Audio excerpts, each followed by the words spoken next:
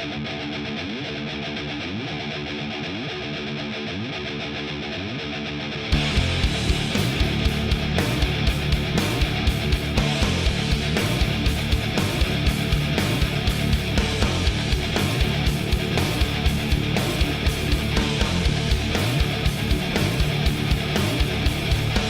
and gentlemen, welcome to the podcast where if you thought 2019 was off to a crazy start, wait till you get a load of this week.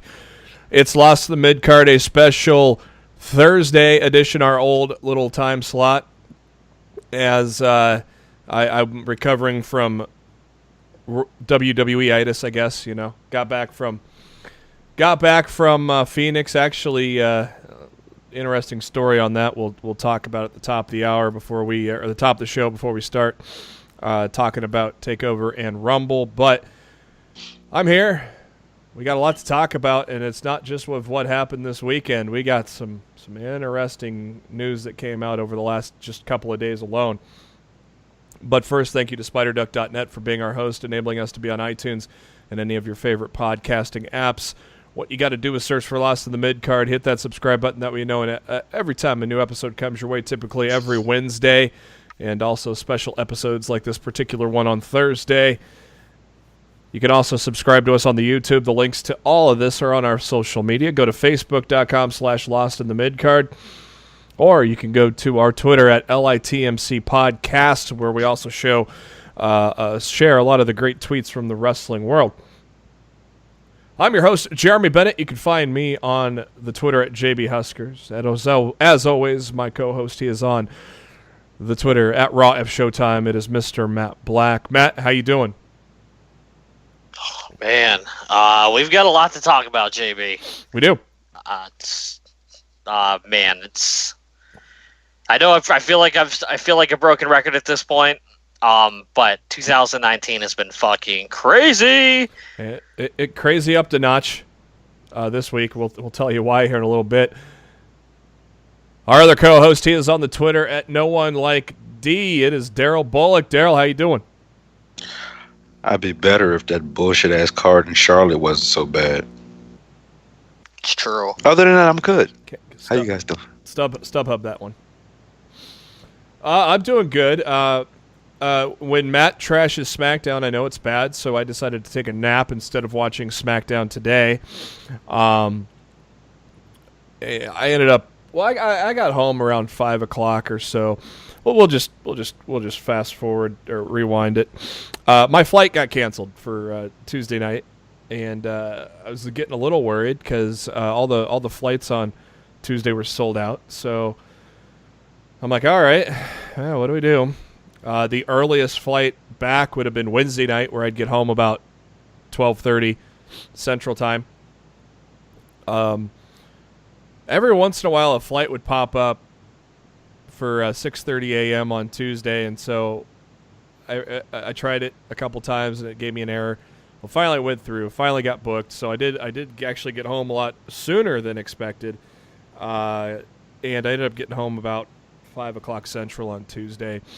I probably lasted about a half hour to an hour on the couch before I passed out, because I basically had to get up at 4 to get ready to go to the airport in Phoenix. And so I got back, passed out, got back up about 9:30. I was like, could I watch SmackDown? Well, first thing I see is a tweet from Matt saying how much it sucked. So I'm like, all right, I'll play some video games until I pass out again. And I had today off, and I slept in, and I woke up, played some more video games, and I was going to I'll watch SmackDown. Now I'm going to take a nap. So, and then here we are. I woke up just a little bit before NXT. So, which I know what happened because I was there. Hello. It was a hell of a trip, though. It was a lot of fun. A couple of great Irish bars in the downtown Phoenix area. I hit one of them up for a little bit of a lunch or late lunch or early dinner before Takeover. I hit another one up after Takeover, which was pretty cool. They had a live band and such, and the bar was packed with some WWE fans, so that was a lot of fun. We were going to go to San Diego, but literally I think I had an hour and a half of sleep before we had to get up at 3:30 and drive to an hour to the airport in Omaha.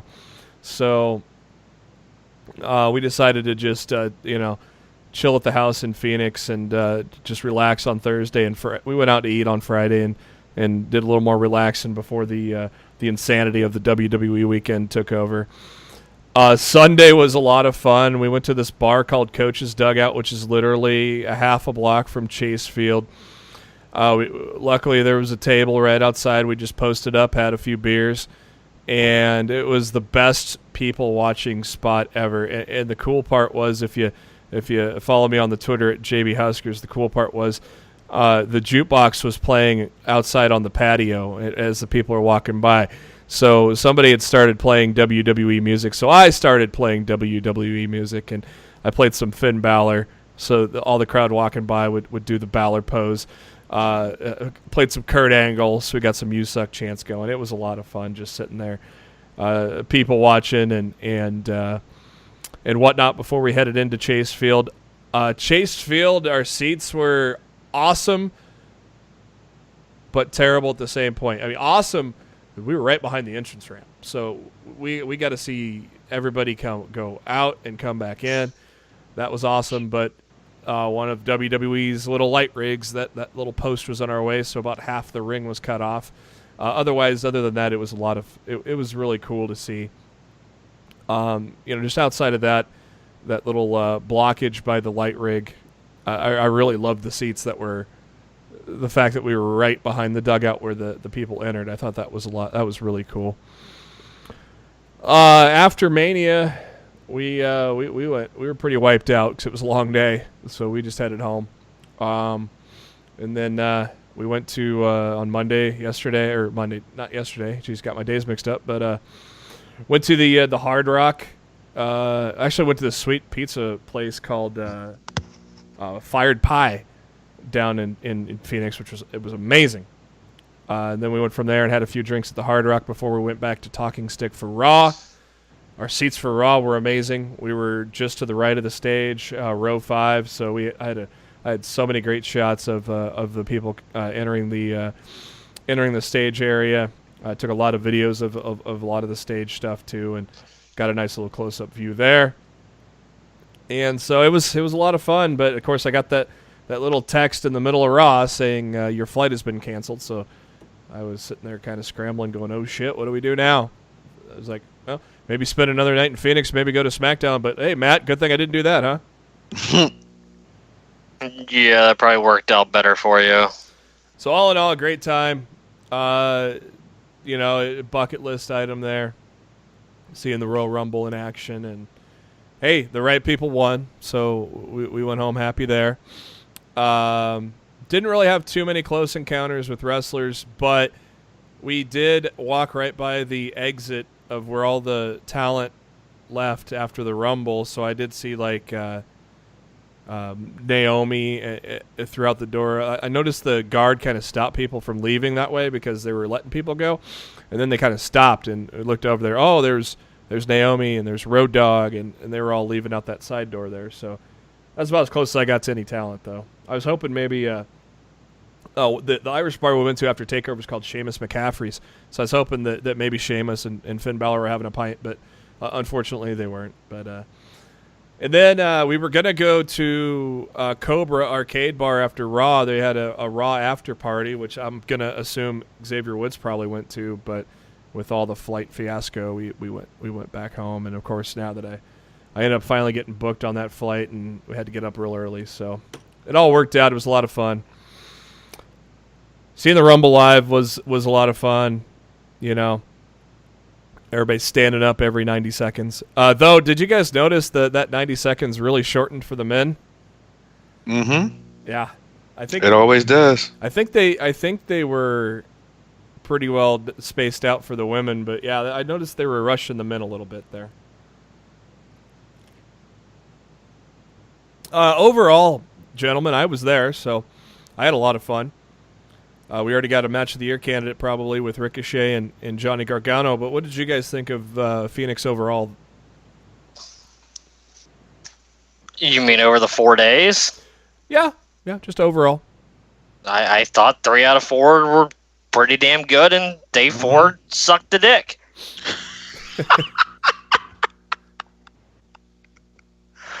Oh shit.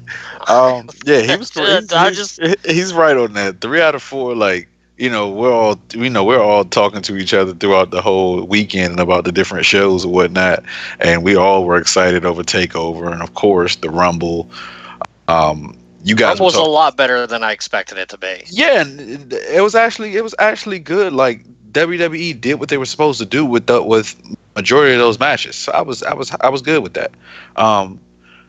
Like you said, Raw was what it was, and SmackDown was dog shit. So yeah. Yeah, Takeover was amazing as it always was, and we got ourselves a special treat at the end of it too. And I thought it was kind of crazy how people were like, "What? Still there's stuff going on?" And I guess later we learned that was all basically to set up halftime heat, which is another cool thing in itself. But yeah, it was pretty cool. We were kind of blocked from the stage area at Takeover because we were pretty high up. But still, I mean, good. There's no bad view of the ring in that joint. Just a bad view of the Titantron on the stage. So that was a lot of fun to see.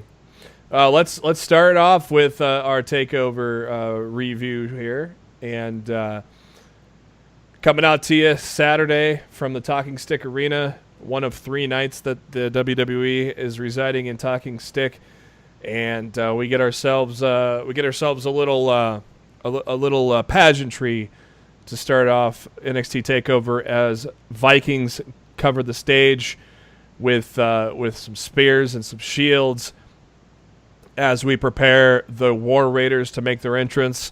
That was pretty cool visual, don't you think, guys? Yeah, that was awesome. Yeah, it was definitely a cool way to start the show off. I was kind of surprised they didn't do any more special entrances than I think that was the only one that I can think of.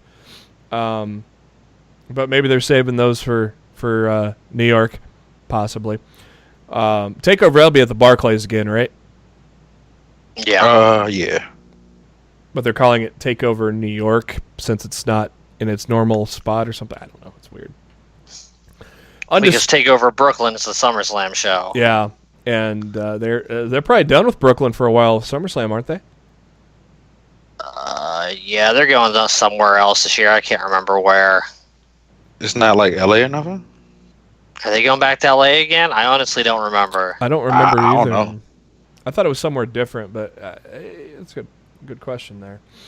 But War Raiders came out, and followed by the tag team champions, Toronto SummerSlam 2019, by the way. The Undisputed Era. No Adam Cole. Kind of bummed at that. Thought we'd get a little Adam Cole baby, but we didn't. Bobby Fish with his with the NXT year-end award, accompanied to the ring, but only at the stage as the Era went at it alone down to the ring, and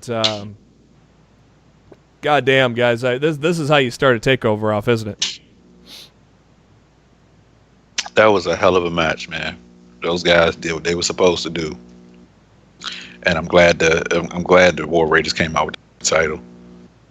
Yeah, War Raiders came out put out on Twitter. I think they said that they're the first ever team to ever capture the IWGP, ROH, and NXT tag titles. So that's a damn good a feat in itself. And after Fallout, Rowe covered Kyle O'Reilly for the victory after a phenomenal 17-minute match. And War Raiders, now your new NXT Tag Team Champions. Undisputed Eras without gold. Do you guys think they get bumped up somewhere anytime soon, or are we at just a reset period with that faction? I think reset for now. Yeah, I'm honestly not sure. It's weird that none of them have gold right now. So, but a phenomenal match there. Those guys obviously are no strangers to each other either. So, this was the only match where I had seen these guys, any of these guys compete in person before. all of these guys basically would be at Supercard of Honor that Matt and I attended to in Dallas 2 years ago. The rest of the card was the first time me seeing any of these people in person, so this was pretty cool. The next match of the evening was Cassius Ohno and Matt Riddle, and Ohno getting the upper hand for a majority of it, but in the end, Matt Riddle not with a submission, but by beating the holy shit out of Ohno, making Ohno tap out. What did you guys think of that finish? That was kind of weird. I didn't expect that at all. It felt like a UFC finish, which I feel is exactly what they were going for. I thought it was fun. I enjoyed it. I will say, going back to the War Machine stat you said, I mean, I know there's so many freaking different tag team division weight classes in New Japan, which I think is kind of fucking ridiculous. But Red Dragon also captured the IWGP tag team titles too, but the junior, and the ROH, the junior tag team title. So technically, War Machine, War Raiders, whatever you want to call them, are the second team to do it because, look, I'm not counting every single fucking tag title that New Japan has because I think they have. I think as a company, New Japan has way too many fucking titles to begin with. Yeah. So to me, junior heavyweight, I don't give a fuck. They're still the IWGP Tag Team Champions. So Red Dragon and War Raiders have both done it, already. So ain't nothing wrong with that. Not at all. I thought it was a unique finish. I thought it was very interesting. The match itself didn't really get into any good gears. I was a little disappointed in the match itself watching it live. The end was awesome, though. But I think it was maybe the lack of near falls and such. But it was a really unique finish, though, to really put over Matt Riddle. And we got a little something with Cassius Ohno we could talk about at the end. Is there a lot to talk about tonight, Matt, with NXT tapings? Or it seems I think the main event's happening right now. I wouldn't say anything earth-shattering has happened tonight. We'll know more probably within the next 20 minutes or so. There might be a title change, but so stick with us. We'll wait and see. We'll talk about it at the end. Yeah, stick with us at the end of the show. We'll talk about the spoilers there. So Matt Riddle getting rid of Cassius Ohno for the third straight time, which will end that feud.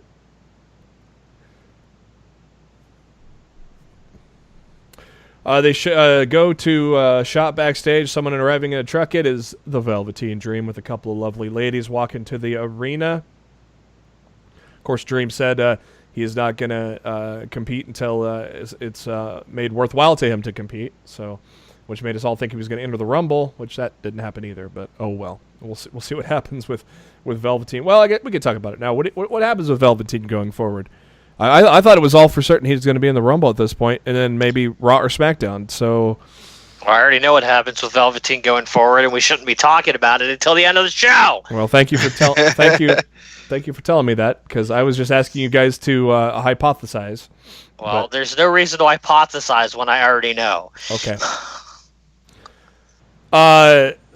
Holy shit!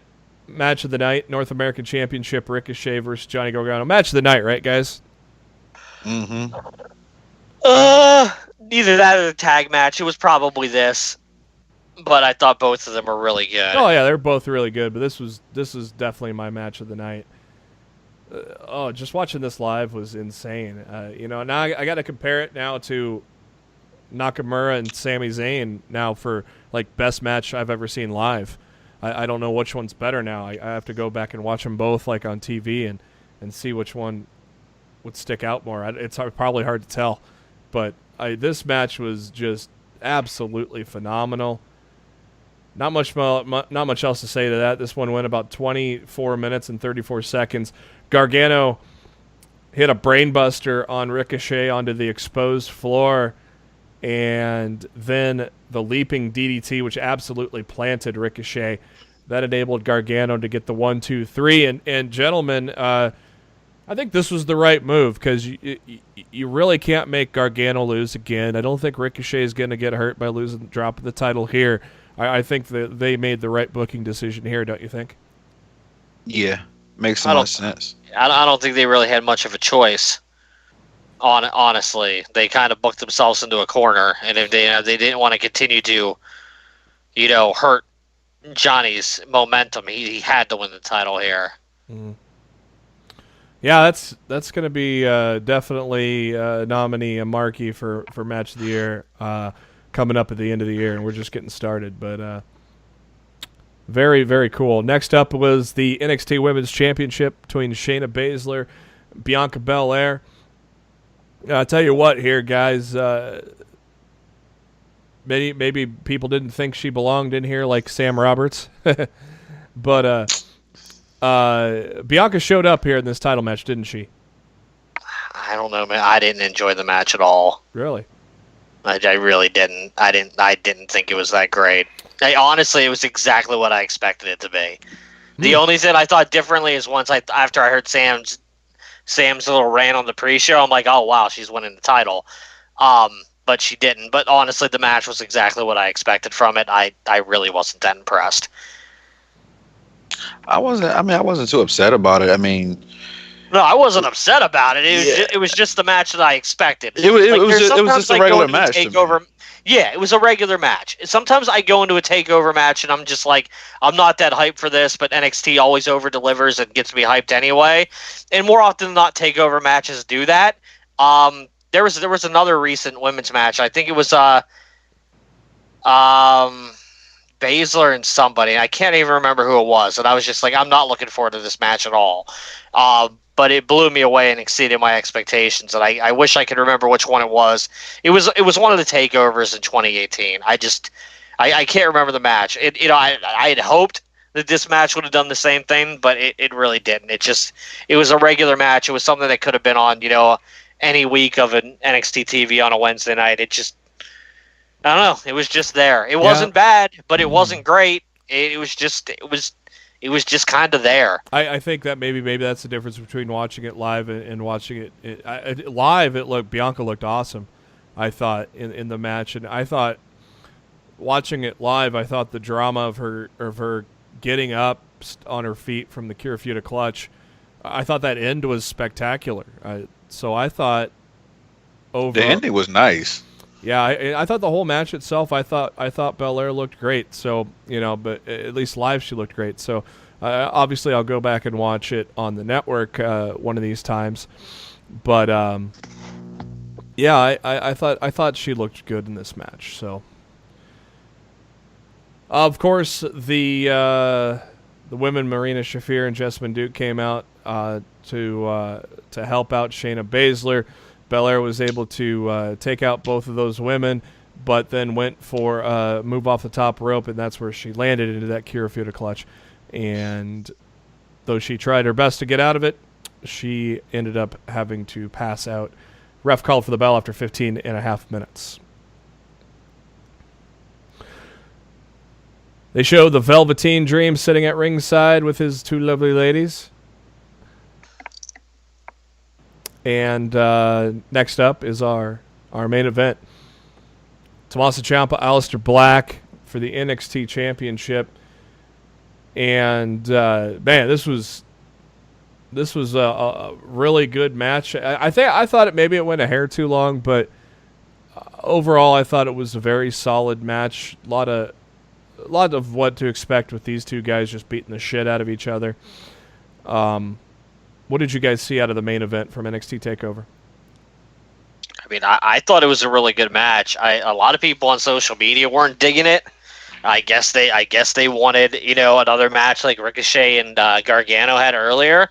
But I like the fact that NXT has something for everybody, and I liked that this match was a bit slower paced, and I thought they told a hell of a story. I agree that it could have benefited from maybe being a minute or two shorter. But overall, I thought the match was excellent. I really didn't understand where the hate was coming from for it. What were the complaints on social media? What were they saying? It's just that the match sucked and they didn't like it. Oh, they couldn't give you a reason why, though, huh? Well, nobody ever gives a reason on social media. I mean, I don't know. Well, that's D. Did you like it? Yeah, I liked it. Like people have to stop bitching about matches because it's not a bunch of flips and a bunch of spots and all this other stuff. Sometimes it's good to just sit down and be a traditionalist and watch old-fashioned wrestling match that tells a story and keep it moving. Like, you know what I mean? Everything can't be Ricochet and Gargano or Ciampa and Gargano. Everything can't do. Every match can't be that. Yeah, I think that was the main problem with the people online that were complaining. I do remember people like, this feels like a main event of a WWE show, not NXT. Wah. And I'm like, why is that a bad thing?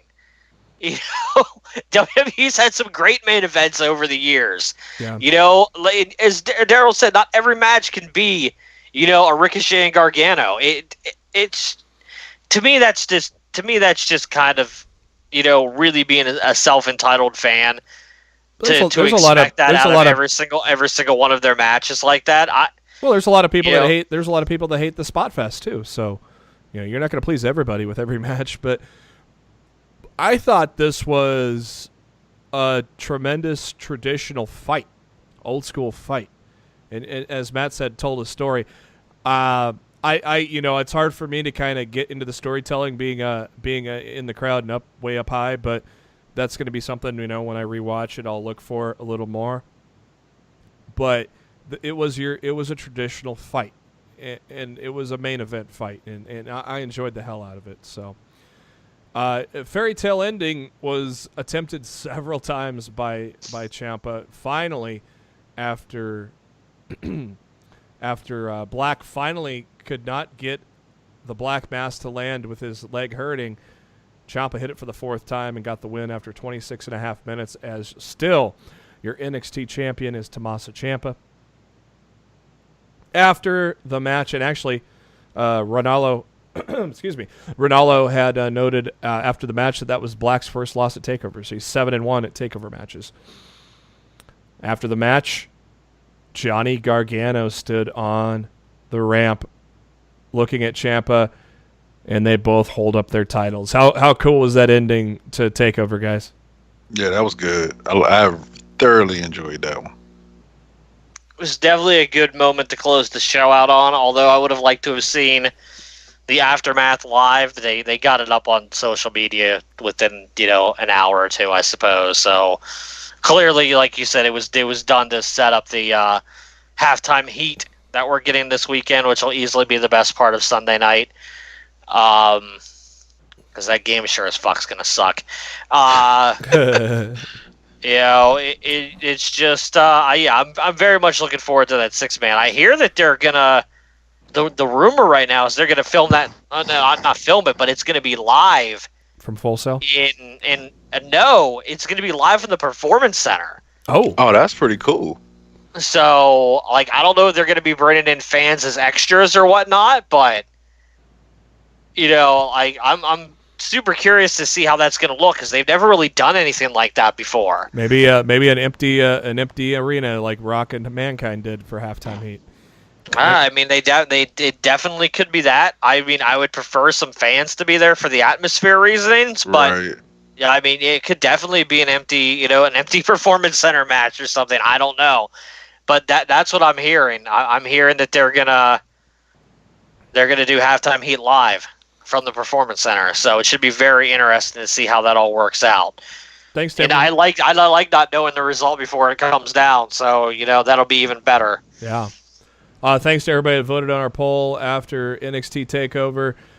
And no surprise, a whopping 82% of you gave it an A. 18% of you gave it a B. Nobody else rated below a B. How about that, guys? Wow. No C's, no D's, no F's. That doesn't happen very often. Yeah. I gave it a B plus at the top of my. I was a little iffy on the Riddle Ono, and I thought while Bianca looked great, I thought that match was kind of lacking up until that point. And the main event kind of, I guess, being there live, I couldn't get the full story. So that was my live vote, was a B plus. But I'm sure after watching it on the network, I'll probably bump that up to an A minus for sure, guys. What did you guys think overall? I voted an A because I just enjoyed the show from top to bottom. Mm-hmm. I would have to go somewhere between a B plus and an A. or somewhere within that range. It was a really good show. Like I said, the only thing I didn't really care for was the women's match, but I feel the women's matches the following night more than made up for that. Yeah, that's true. They definitely showed up at the Royal Rumble, which. Oh yeah, we got something to talk about at the end of the show. Oh boy, oh boy. Oh, title just changed hands at Full Sail, ladies and gentlemen.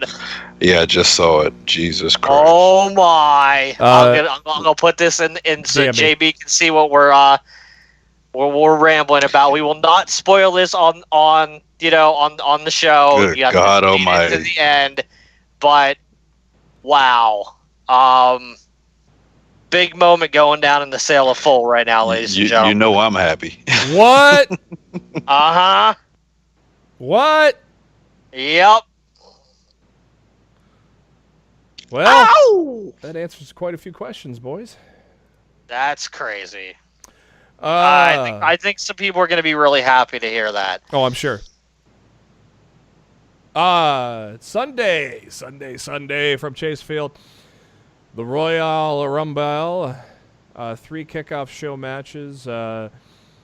One that didn't even need to be there to begin with. I didn't even see it. I was in line for a beer while this happened. What the cool part was, I could see past the beer vendor and see the ring. So that was kind of cool. I could see what was going on. I thought it was like a fatal 4-way match or something. No, then I later learned what Gable and Ritter going against Dawson and Razor. What? Why? Yeah, the story was told on the pre-show that since Akam was hurt, that Drake went to the McMahons and convinced them to do Razor and Dawson against Gable and Roode, and if they won, then it would put both of their teams in line for a tag team title shot down the line. Oh, okay. That was the story behind the match. And I'm sitting here tweeting or something. I think I was tweeting a photo I took, and little did I know who's walking by me up to the concourse. Who's walking by me? Lashley. I totally missed it. I caught up. I saw him like walk by after that, but I was like, whoa, I didn't expect someone to be walking right by me here. Was Lashley on the pre-show? Him and Leo were at the little booth, the panel table. Yeah. They came out and, interfered at that during the pre-show. Oh, okay. Shinsuke Nakamura defeated Rusev after Rusev inadvertently knocked Lana off the apron. What were your thoughts on the title change? Weird. Yeah, I did not dig the finish at all. I felt it was really lame. To me, if you're going to do a title change, especially on a pre-show, just do it fucking clean. Yeah. You don't need all the hokey shit. I mean, I get the setup of what they did they did it for the Women's Rumble payoff later. Yeah. But still, I didn't like it. It was pretty meh. We soon learned that Nakamura didn't hold on to that for too long either. Oh lordy. Fatal 4-way for the Cruiserweight Championship. This was fun. I enjoyed it a lot between Murphy, Kalisto, Tozawa, Itami, and I learned why Itami didn't win. But this was a great match and should have been on the main show. Show him respect. Yeah, AEW will. It baffles me why these matches are not on the main card, but I guess the show almost went to fucking midnight. I'm glad it wasn't on the main card. True. Well, they could have put maybe something. That pay-per-view was way too fucking long. Yeah. At least when you're on the West Coast, it doesn't feel too long because we walk out at about 10 o'clock or 9:30 or something. I think it was it 9:30? Yeah. So, but Buddy Murphy retains. Have we learned what's next for him? I guess that we might have after on 205 Live this week. I did not catch the results of 205 Live, but did we get an inkling of who Murphy's next challenger might be now? No. No? Okay. A little bit of news that we already knew. John Cena was out of the Royal Rumble. Oh, darn. Braun Strowman replaced... He's never in it to begin with. True. Braun Strowman replaced him. We kick off things with, the man, Becky Lynch. That's a way to kick off a Royal Rumble, huh? Have the man come out. Big, God, the place, I was there. The place erupted when the man came out. It was tremendous. And then the champion comes out, and we get ourselves SmackDown Women's Championship match to kick things off. And, boy, these ladies kicked things off, didn't they? Yeah. I love this match. I thought it was great. And I wasn't absolutely thrilled about the finish. Yeah. Because there's a very simple way that they could have done this and made this 100% better, and they didn't. But I'll discuss that at the end here. Asuka had put on a cattle mutilation submission similar to what Bryan Danielson used back in the indie days. And Lynch taps out after Asuka flipped over into a bridge. And the man said, no mas. And tremendous match, went about 17 minutes. So would you have rather had her pass out there, Matt? We could talk about it now. Yes, absolutely. That should have been the finish. There's no way with what they had planned for her for the rest of the night and for the on the road to WrestleMania. There's no way she should have been tapping there. They should have had her pass out. Was not a fan of the finish. I get what they needed to do to get to where they had to go, but for one, you didn't need to have the match to begin with. You chose to put this match together. And two, if you had to go this route, she should have passed out. She shouldn't have tapped out. Yeah, I believe the same thing. Kind of what they did with Stone Cold and Bret Hart. It's just weird that she taps out, and then what happened later on that night happened. It kind of throws a little bit of confusion out there. At the end of the day, the fans didn't care because the fans all got what they wanted in the end. So, when they actually give the fans what they want, the fans are willing to, take logic and throw it out the window just because they're, that makes them happy. Yeah. Plus, they're used to having logic getting thrown out the window, so. Yeah, well, yes, but normally logic gets thrown out the window and the result is something fucking stupid, and then you're even more angry about it. Yeah. But when they actually finally give you what you want, you can kind of excuse some logic loopholes. And let's face it, it's Thursday now. By the time you're all listening to this, nobody's talking about the result of Asuka versus Becky Lynch at this point. Everybody's talking about the Rumble. Everybody's talking about what happened on Monday, and everybody's talking about how Charlotte better stay the fuck out of that match at WrestleMania. well, Meltzer was wrong about Rousey, so he's probably wrong about this too. So, we said it last week. I go, you could easily have Charlotte face Rousey at Chamber in a one-on-one match, and Rousey takes care of her, and there we go. Or Fastlane. Fastlane's the other, because there's still Fastlane too. You could easily have that one-on-one match, and I agree with Matt. Keep her the fuck away from what will be the WrestleMania main event. Next up is the SmackDown Tag Titles. The Bar take it on Shane McMahon and The Miz. This match was just okay in my opinion. Watching it live, it obviously Shane doing a shooting star press was fucking sweet, but the match as a whole I thought was just okay. But I am happy that Miz and Shane did come out the champion. I like the result. I just thought the match itself was just fairly standard. What did you guys think? I mean, it was what it was. It was what I expected it to be. I didn't expect it to be like nothing crazy. The shooting star press was probably the highlight of the damn match.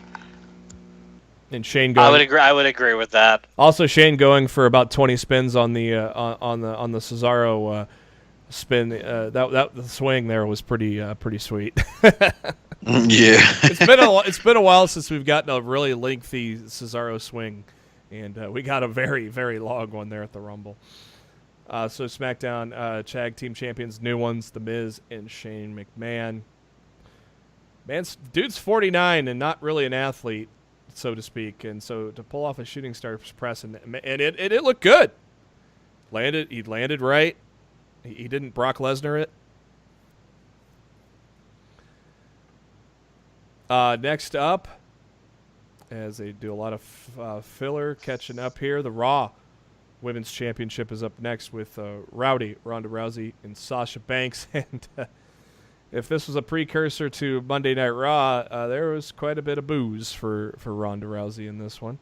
And a lot of booze at Monday Night Raw, which we will get to in a little bit. It's funny because I didn't really get a whole lot of booze from the television from Sunday's show. It was very, very loud and very evident on Monday.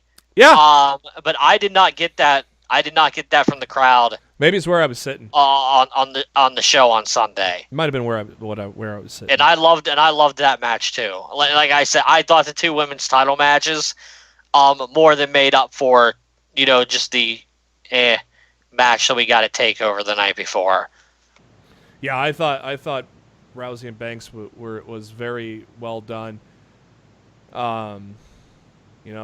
It's still amazing that Ronda can continue to perform like this, being so new to the business. Obviously she needs to work on how to deal with getting booed on Monday. We'll get into that in a little bit. But in the ring, though, there's it may not be perfect, but it's pretty damn good, and she definitely looks like a champion in the ring. And she hits the got out of the gut wrench powerbomb and Rousey hit a Piper's Pit slam on Sasha Banks, leading to the pinfall after nearly 14 minutes. And after the match was over, a little sign of respect from the two ladies. And then Rousey kissing her husband, Travis Brown, at ringside. And then Banks is still standing there, and they shook hands again, but then Banks holds up that 4. And, we're getting a 4 horsewomen battle, aren't we? Yes, indeed. Was that Meltzer that's saying we weren't, or somebody? Whoever said is an idiot. Yeah. Somebody recently said that we weren't going to get one. I'm like, yeah, right. Look at all the stuff from Monday too. I think somebody posted a video like to all those to whoever said that this wasn't going to happen, and they showed all the 4 horsemen references just on Monday alone between Bayley and Becky Lynch. So, yeah. They introduced Beth Phoenix as the guest commentator for the Women's Royal Rumble, which is up next, and we kick things off with newcomer Lacey Evans. She's number 1. And second is Natalya. And Natalya, I think she was the Iron Man of the women's match, wasn't she? Yeah, she was in there for a good while. Was there for a while. I don't think she was in there as long as Sasha was last year, but she was in there for a good damn bit. Number 3, oh yeah, Mandy Rose. God. Yes, that was phenomenal. She looked great. Yes, she did. Had a good showing too, and clearly the feud with her and Naomi continues. And I swear to God, I will give WWE almost anything to pull Corey Graves off of Tuesday nights and put Paige or somebody in that commentary booth, because his commentary on Mandy Rose is downright fucking obnoxious. The fact that he's... Yeah, it's annoying as fuck. It's so fucking annoying. The fact that he's... Like, dude, you're a fucking married man. Popping a chubber over there. Shut the fuck up already. It's really fucking annoying. This generation's Jerry Lawler with the puppies. Dude, he wishes he was Jerry Lawler or Bobby the Brain. He's a caricature of both of those guys. He's totally been overexposed by being on both shows. Honestly, I could definitely stand to lose him on a show going forward, because it's too much Graves. Mandy Rose did last 25-50 in the Royal Rumble, so. Number 4, Liv Morgan, she came and she exited. That was quick. Number 5, Mickie James. comes in. And at number 6, the lady that lasted the second longest in the Women's Royal Rumble, Ember Moon, at number 6. Unfortunately, though, she did not come out of it okay. We'll get to that later in the headlines. Then next up at number 7, Billie Kay of the Iconics. Number 8 is Nikki Cross.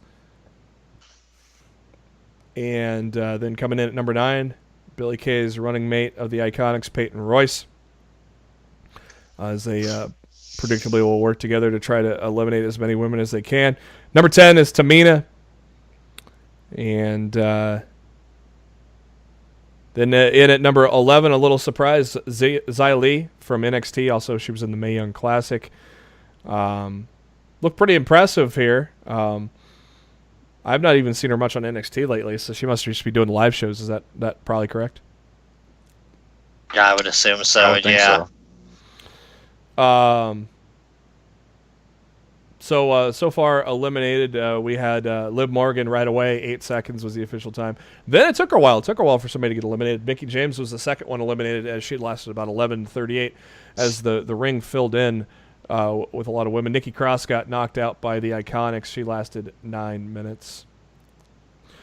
In at number 12, Sarah Logan of the Riot Squad. She ended up lasting a lot longer than her running mate Liv Morgan. But, well, not by much, only about 5.5 minutes.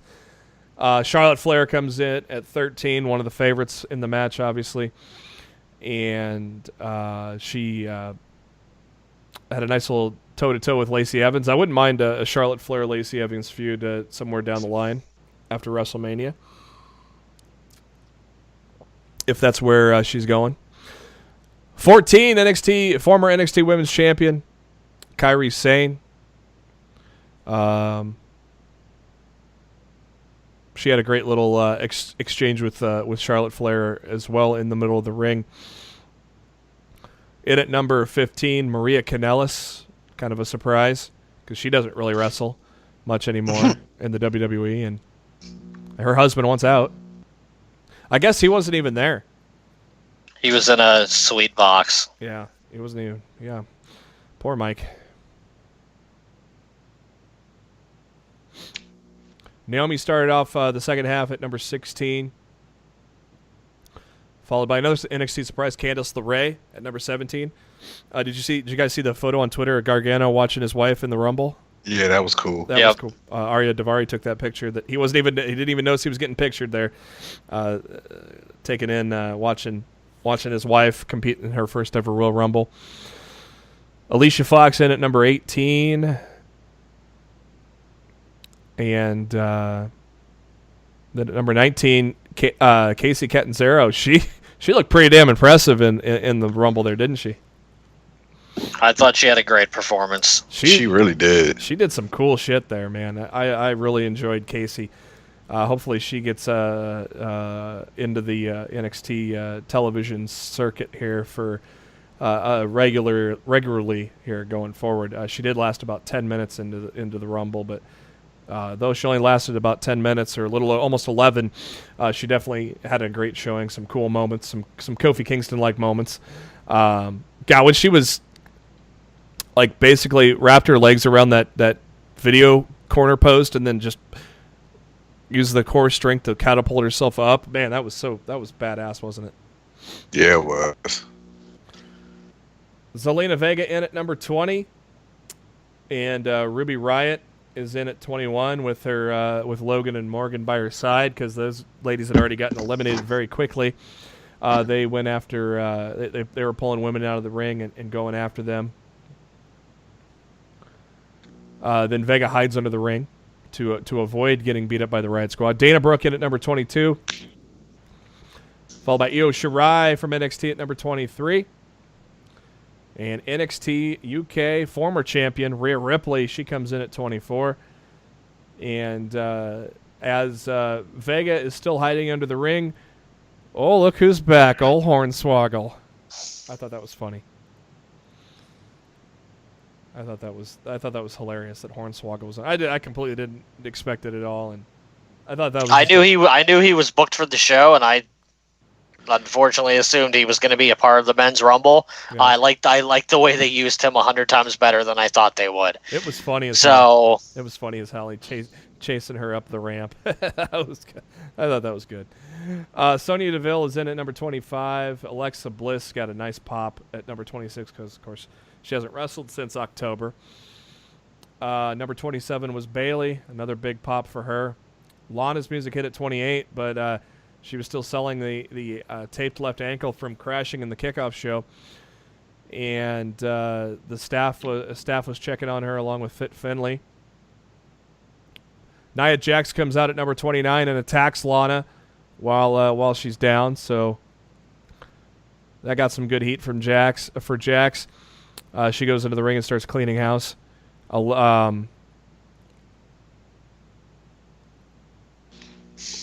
all know it was who number 30 was. That was Carmella. And she comes into the ring. Becky Lynch then walks out to a gigantic ovation. She goes up to Fit Finlay, who was checking on Lana. She said she wants to be in the match. The fans just went absolutely apeshit chanting Becky, and Finlay gave her the okay, and she comes in unofficially at number 28. I thought it was interesting that Fit Finlay made that call, but hey, he's an official, so we'll give him the power, right? sure, why not? Sure. So, were you guys a little worried once we got to Carmella and we didn't see any Becky Lynch? No, I knew not what was really. going to happen the second Lana came out limping. Yeah, that pretty much told it all. So you guys weren't too worried at all? No, I wasn't worried at all. How about this, gentlemen? The final four were 3 of the 4 horsewomen and Nia Jax. That's a pretty good final four, don't you think? Mm-hmm.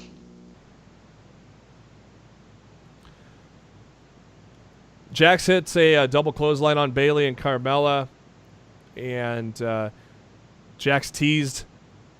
She held Lynch by the throat, was teasing to break her face again, but Flair then intervened. Flair launches Bayley across the ring.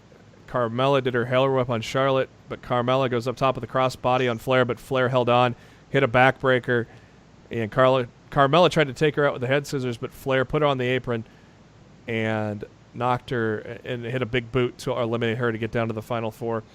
Bayley almost eliminates Flair at that point. Bayley gets some offense but couldn't get anybody eliminated. Jax put Bayley on her shoulders.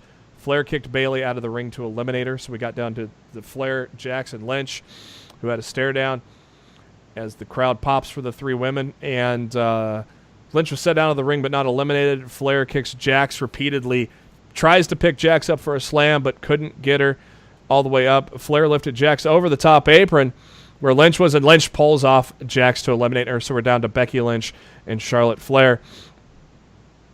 And Lynch was still kind of selling a knee injury from earlier, but told the referee she's good to go and told Flair to come fight her. And that's what Flair did.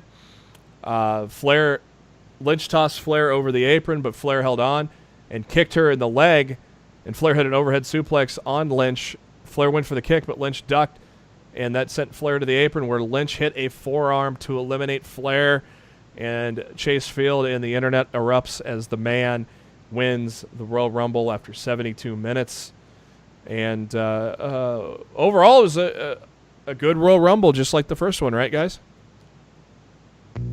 Yeah, it was. Like, I really enjoyed it. Like, the only thing that was missing, I think what happened last year was a lot of the surprise entrance. Yep. But overall, I was satisfied with it. I think a lot were a lot of there weren't any legends. No surprises. Yeah, I would have liked a surprise or two, but honestly, the last 10 to 15 minutes of this Royal Rumble, the story that was told, was so freaking good that it didn't matter. So by the numbers, Natalya was the Iron Man, coming in at 56 minutes. Ember Moon second at 52. Charlotte Flair lasted 50. And how about this? 4th longest in the Rumble, Lacey Evans at 29 minutes. followed by Mandy Rose, who had the 5th longest run at 25.50. Love it. Most eliminations, Charlotte Flair with 4, and then a slew of women at 3 with Rhea Ripley, Nia Jax, Ruby Riott, and Bayley. And other women with multiple eliminations include Lacey Evans, Natalya, Becky Lynch, Alexa Bliss. Yeah, I'm not sure how long Sasha Banks lasted last year, but tell you what, though, 56 minutes for Natalya, that was a hell of a run there, wasn't it? Yeah, she had a good showing for sure. Yeah, she did. Okay, I got it up right here. It was longer than Banks. Banks went 54.46. Wow. So I wouldn't have guessed that. It didn't feel longer than what Banks was in there for, so that's surprising.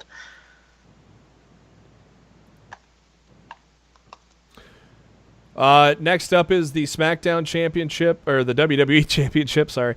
Daniel Bryan against AJ Styles. This was weird to me. I couldn't get into this match, guys. You? I just think it followed too much. I was emotionally spent from the women's rumble. And I really didn't put a whole lot of focus into this match because I didn't expect a title change. Yeah. And they proved me 100% right that there was nothing for me to get invested in. Didn't you predict AJ Styles though on the show? Match. There were reasons I wanted Styles to win. I predicted Styles by count out or disqualification. Oh, okay. I did not expect a title change, and I was right. Yeah, the crowd was dead too. They were trying to recover from the Women's Royal Rumble, but maybe that's why I couldn't get into the match. It just, I don't know, it didn't have magic that it should have between Bryan and Styles. And what's up with Eric Rowan joining Daniel Bryan, guys? I guess maybe I knew as soon as he had that plaid, came out with that plaid shirt, he was with Daniel Bryan. Yeah, that was obvious. They telegraphed that. Maybe that's good news for Harper. Maybe they're going to push Harper as a single star going forward like they should have long ago. But what do you think of the pairing of Eric and Bryan? Do you like it? I'm not sold on it yet. I have to see how it pans out. Okay. It was completely random to me. I was like, what what's he doing? But the looks are similar, just one guy's a lot bigger than the other. So Daniel Bryan's an asshole now, so it makes sense to have a big guy to do some dirty work for him, so maybe it'll work out in time. But what were your guys' thoughts when you saw Eric come out to the ring? I groaned. Honestly, I'm just telling you, it's what I did. I groaned. Like I said earlier, as soon as I saw the plaid shirt, and I was like, oh yeah, he's interfering in this match for Daniel Bryan. Thanks to Rowan's work, Bryan gets the pinfall after 24 and a half minutes. They showed a commercial for Halftime Heat. Of course, what we talked about, the aftermath of TakeOver. Ricochet, Velveteen Dream, and Aleister Black will take on Tommaso Ciampa, Adam Cole, and Johnny Gargano. They showed a tail of the tape for Finn Balor, Brock Lesnar. Weight 190 to 286. Chest size 41 to 52 inches. Reach 71 inches to 81 inches. Combined days as Universal Champion. Come on, WWE, that's fucking low. 1 day for Finn Balor, 589 long, painful days for Brock Lesnar. And also their WWE debuts, March 2002 for Lesnar, July of 2016 for Finn Balor. This was a sprint, which most Brock Lesnar matches are, and literally there were believable moments for Finn Balor here, especially when Lesnar was selling the old kidney injury. That I really enjoyed how they portrayed Balor against Lesnar here, guys. What do you think? It did. It was a good match. It was better than what I expected. Like, I just thought it was going to be Suplex City and poor Finn Balor, but Finn showed up. Yeah, Finn took the fight to him right away. There were some moments, man, but Balor went for the coup de grace, and Lesnar sidestepped it, or actually he hit it, got a 2 count, and immediately Off of that 2 count, Lesnar hits in the Kimura, and Balor had nowhere to go because the much bigger Lesnar had him pinned to the mat with that Kimura submission. After 8 minutes and 40 seconds, you're still your Universal Champion Brock Lesnar. Matt, what were your thoughts on Lesnar and Balor? It was the exact result that I expected. So honestly, it didn't surprise me at all. The match was good, just like his match with AJ and Bryan before it. I did not think this was going to be a bad match, but to me, the outcome was never in doubt. And that's on WWE for, again, promising a new era and failing to deliver. You're not listening to the fans. You're doing whatever the fuck you want. You're turning people heel that the fans want to cheer. You're keeping titles on people that the fans don't want to see. Please stop preaching that we're in a new era when it's really just a lot more of the same old shit. But the fans are cheering for that dance break, so we put the title on R-Truth. So we're listening, Matt. We're listening. Shut up, JB. Hey, I'm playing the role of WWE corporate here. And after the match, making us think maybe there was a rematch, Lesnar continued to beat up on Finn Balor, making us think maybe a rematch, but maybe a Fastlane or Chamber, maybe the Demon comes and takes the title, but probably not, right? No, because they immediately shut that door on Raw when Lashley came out. Yep. Like, there was a chance that I thought, okay, maybe they're going to do something different, and maybe Finn's going to be like, it wasn't enough that you beat me, you had to try to embarrass me after the match. Well, now you're going to have to deal with, the Demon or whatever. But no, we're going right into a feud with Lashley, so yep. Great. Thanks, guys. Thanks for wasting our time. Jerry Lawler and JBL come out for guest commentators for the Royal Rumble match. And at number 1, makes sense to put Elias there so he can do a little concert for us. But he was interrupted by Jeff Jarrett. Really? Fucking slapping it. That's JEFF JARRET. And Elias figured they were there to sing a duet, but instead Elias attacks Jarrett from behind, and that's where the match starts. And dumps Jarrett over the floor real quick there. Nakamura, the new United States champion, comes in at number 3. He was not originally announced for the match, but since he was last year's winner, I guess they decided to include him. Sure, let's put him in over giving Zack Ryder a spot. Fuck off. Yeah. Kurt Angle at number 4. Big ovation for the Hall of Famer. Big E from the New Day's in at number 5. And Nakamura gets rid of Angle. Angle did not last too long. I thought Angle would last a little longer in this match, but all of 3 minutes because he's eliminated by Shinsuke Nakamura there. Number 6, nice surprise, Johnny Gargano. Johnny Takeover. He enters the Royal Rumble. Big ovation for him. Jinder Mahal at 7. No ovation for him. And at number 8 is Samoa Joe, one of the favorites of the Rumble. And him and Big E got into it right away, which was kind of fun to watch. Big E got eliminated right away. Number 9, Kurt Hawkins, 256 match losing streak. Let's go Hawkins chant. How about that, WWE? There's a Hawkins chant. They're just going to continue to ignore it. Joe put the coquina clutch on Hawkins, and Elias then punches Joe in the back, and Hawkins crawled under the ring. Hornswoggle's not there anymore, so he figured it was safe. Burn it down, number 10, Seth Rollins. No Ty Dillinger at number 10 this year. Oh, darn. Big pop for Seth, of course. Yeah, I don't think anybody cared. Yeah. Oh, WWE has trained us not to care anymore, so. That's another guy that could benefit by going back to NXT, I think. Compete in the North American circuit, I think. Mm-hmm. Titus O'Neil at number 11. He's only there to give us a spot because, of course, he had the epic slide at the Royal Rumble. He stopped, and the fans cheered that he did not fuck it up. And then Hawkins peered from under the ring, and so O'Neil was chasing him.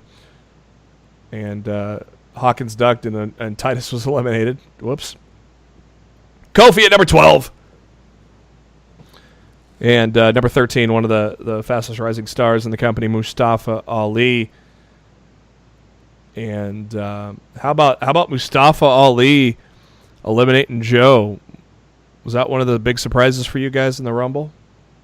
I'm not surprised that he did it, because seeing as though that's been the little feud for the past week. Yeah. Dean Ambrose at 14. We got a lot to say about Dean coming up, don't we? Yep. No way. Jose, number 15. Waste of time. And he lasted all. The official time was 2 seconds. Then he started the Congo lineup again. Drew McIntyre. He gave Jose the Glasgow kiss for his troubles while he was Congo lining. Why in the world, Jose, do you think Drew would join your Congo line? Come on. Do you watch the product? Xavier Woods in at number 17. And we got another Kofi save. I thought the Kofi saves were pretty cool this year. We got 2 of them. I mean, we're running out of ways to save yourself, but we're still getting them, aren't we? Yeah, it gets interesting every year, more and more. Pete Dunne comes in at number 18. Great ovation for the Bruiserweight. That's a guy I would love to see on the main roster when Vince is gone. You know, it's cool to see him in the UK. Obviously, he's the longest reigning champion of the current era. I'd love to see him kind of go toe-to-toe with some of the big guys on Raw and SmackDown, though, down the line. Andrade, minus the CN and minus the Almas at number 19. Apollo Crews in at 20. Aleister Black in at number 21. That was kind of a surprise. Shelton Benjamin, he has not been around much lately. He came in at number 22. Baron Corbin in his TGI Fridays outfit at number 23. Jeff Hardy, big ovation for him in at number 24. Rey Mysterio at 25. Bobby Lashley at 26. Braun at 27. That's the magic number, too. Of course, they put him in at number 27, make us think that he's in at that magic number, you know, right? Dolph Ziggler said he wasn't going to be in the Royal Rumble. Well, he's there at number 28. Orton at 29, R-Truth at 30. We got down to our finals. And didn't I say Andrade was going to be in the Final Four? Kind of a surprise there. I think I did last week.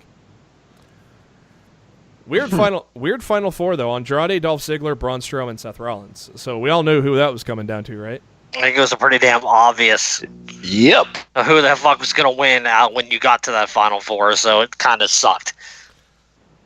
The match, it's Rollins. They battled on the apron, and Rollins sent Strowman into the ring post on the apron. He did not fall off, but Rollins hits a kick and the stomp on the apron. I thought that was a unique finish, though, of the Royal Rumble, having the stomp on the apron. Seth Rollins, your winner after 57 minutes. They went a lot quicker than the women, and we're all happy because Seth Rollins won it, right? Absolutely. No WrestleMania sign, so they had to point to the big screen in the outfield. They couldn't hang it. Is that why? I figured. Yep. It was hung a talking stick on Monday, though. Yeah, the structure of the baseball stadium, there's nowhere to hang the sign, so they had to go with the billboard instead. Most eliminations, Braun Strowman with 5, Drew McIntyre with 4. Seth and Samoa Joe had 3, while, Mustafa Ali and Baron Corbin had multiple eliminations with 2. Your Iron Man, anybody's guess for the Iron Man? Probably Seth. You are correct. I was going to say Seth came in at 10, so I would imagine it was him. Yep, 43 minutes and 26 seconds for Seth. Going down the line, you know who the second Iron Man was? Mustafa Ali. Yeah, he was in there for a while. 30 minutes. Followed by Samoa Joe at 23, Andrade at 22, and Drew at 20. It's good stuff there.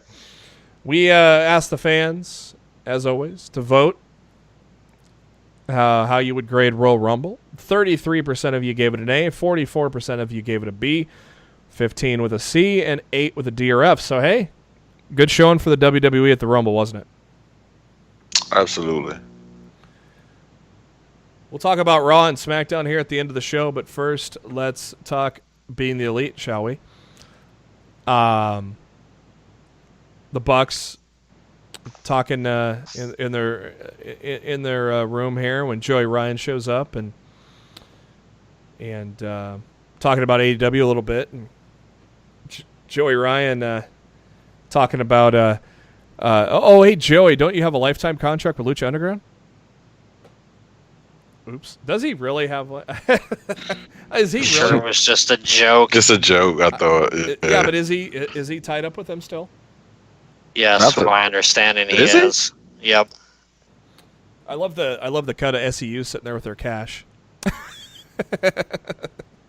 Just counting their money. So Nick and Matt are at the airport. Something we haven't seen for a while because they've been taking a break for a few weeks, but they're ready to get back on the road. They're in the airport getting ready to head to Seattle for Defy Wrestling. And by the way, gentlemen, you still feel good about MCW? It's gonna be better than that fucking New Japan show. Yeah, I definitely think we're getting something there. It's a big independent promotion in the United States. They're already advertising Daniels and Kazarian. To me, it's okay. It's a no-brainer for AEW to show up there. Yeah, if Matt and Nick are not there, then definitely Cody and Hangman to be there, all of them. But somebody's going to show up regardless. I'm hoping all of them. So, because they're actually advertising. They got a show down in Atlanta this weekend. yeah, And they're definitely going to that. They've been hyping that up way too much all week. Like you damn well Cody's know like, they're I gonna live be down the there. street. And the Bucks, quote unquote, booked flights today. And they might be sitting next to each other on a plane. All you have to do is look at their Twitter because they were showing on Being the Elite how Matt was posting a Sleepless in Seattle gif and Nick posted something about Starbucks. So you just got to keep your eye out on their Twitter to see what their teases are. Yeah, it was those two tweets. I sent them to Marcho, one of our listeners, and he did the investigative work. In about 5 minutes, he got back to me. He's like, "Yeah, Defy has a show in Seattle tonight." I'm like, "Well, there it is." Yeah. So I knew well ahead of time that that's where they were going when they put those tweets out. Nick And yeah, if they're going to keep doing that every weekend, and getting the independent scene excited, leading into AEW's launch, I think that's fucking awesome. And they're doing it for free. I think that's the best part. Yep, using their own money. I fucking love it, guys. This is what you do. This is how you build a promotion, right? Yep. We cut to a picture of Marty Scurll and Cody. And somebody tapes MJF's face over Marty. I thought it was MJF taping it over Marty at first, but we learned later it was Cody doing it, and he wants to put it on the wall. And Brandy's like, "What the fuck are you doing?" You guys think it's gonna be MJF and Cody at Double or Nothing, huh? Yep. I wouldn't be surprised. Yeah. What triggers you to that? Just Cody's going to catch on that MJF's an asshole, and they're going to end up feuding. That just seems really blatant to me. I wonder. You think they'll do it that soon, or do you think they'll stretch it out? And maybe What do you mean that soon? It's January, and the show's at the end of May. I'm talking. There's plenty of time to tell this story. I guess. I was gonna say, do you think you could stretch it out? They could be a tag team for a while, and then. No, Cody's not going to be a tag team wrestler in AEW. Well, he's not going to win the title right away either. He kind of running things, so. It's gonna be him and MJF. The Bucks are hiding out in a car with their hoods up because they're in Seattle and they don't want to. Though even though they've been teasing the fans, I'm sure a lot of people caught on, but they don't want to let people know that they're there. And we're now by Fireside with Kazarian and Scorpio Sky. SCU! And Daniel shows up covering his mouth while he talks because he lost a tooth and he's a little embarrassed. So but they said, hey, we're brothers, show us. And wow, that looks fucking horrible. Poor Daniels. Of course, they really didn't give him any sympathy. They were laughing their asses off at him. Joey Janela tries to be a construction worker. That didn't work out, did it? I think he just keeps lighting himself on fire, man. Pretty much. Is he going to be wearing 2 eye patches next week? one for each eye? What with fire do you do with the construction there, Joey? Fireballs. I don't get it. We fast forward to Defy Wrestling, where Joey Ryan is in the ring with 3 guys, and he's got his arm in a sling, and those 3 guys beat him down. I'm not sure who they are. Do you guys know who they are, by chance? Nope. Okay. Nah. They beat down Joey Ryan, and who makes the save? The Young Bucks, and the crowd loses their shit. And once again, the Young Bucks are posing on the apron with their backs to the guys, like, we were talking about this last week, how they were posing right in front of the one guy. It's still weird to me, but like I said earlier, when you throw the logic out the window, as long as the fans are getting what they want, they accept it. It's a perfect example. The fans are just barking out that the Bucks are there. They're throwing, the logic of what they're doing out the window. The Bucks with a super kick party on those 3 gentlemen that attacked Joey Ryan, and then one of those poor 3 guys had to face the cock of doom from Joey Ryan before the Meltzer driver. That's quite a setup for the Meltzer driver, the old cock of doom. Defy Wrestling, man, that's a sweet looking atmosphere, isn't it? Yeah, I've always heard good things about their shows. So there's a joint in Omaha where I used to do MMA ring announcing for, but they also host a lot of great concerts too, called Sokol in Omaha. That place kind of reminded me of Sokol, with kind of a balcony area and then the main floor, and it was a real sweet setup, and the atmosphere was awesome. It's like damn, boys, we need to make a West Coast trip sometime. Go to Bar Wrestling, go to DeFi. And fan?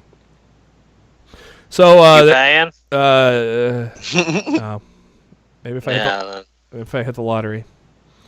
Well, you let me know when that happens. Yeah, I don't play the lottery, so that's going to be hard for that to happen. See JB out there making promises, and he doesn't even fucking play it.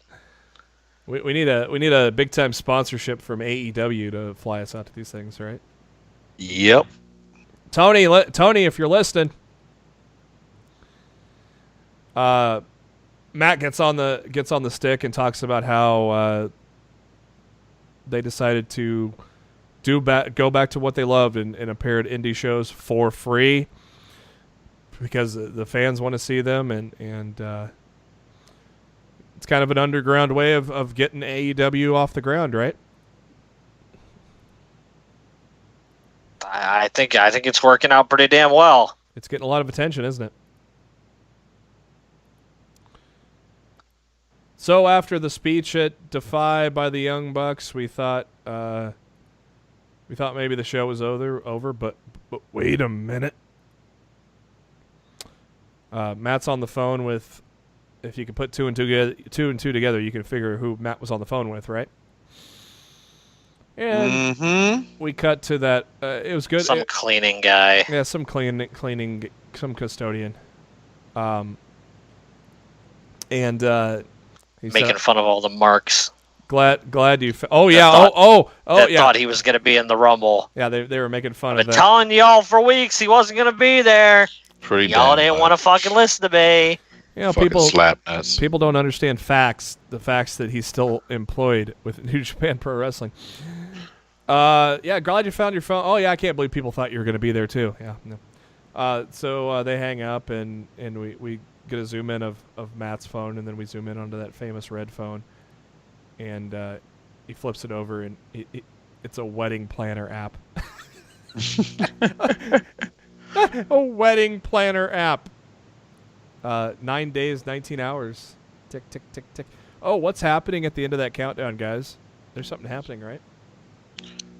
Yep. Little AEW, something's happening, right? The ticket rally at the MGM Grand. February 6th, 6 p.m. Pacific time, 10 p.m. Eastern Standard Time. Is it the 6th? I thought it was the 7th. I thought it was the 6th. I thought it was the 7th. Maybe wrong. Now you're going to make me look. You got time. We know who's showing up, though. We know who the big spot's going to be. You know, the big spot at the Jacksonville rally was Jericho.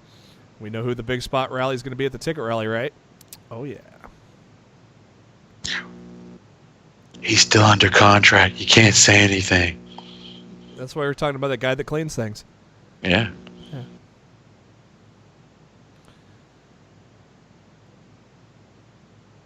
As we wait. Yeah, February 7th, 6 p.m.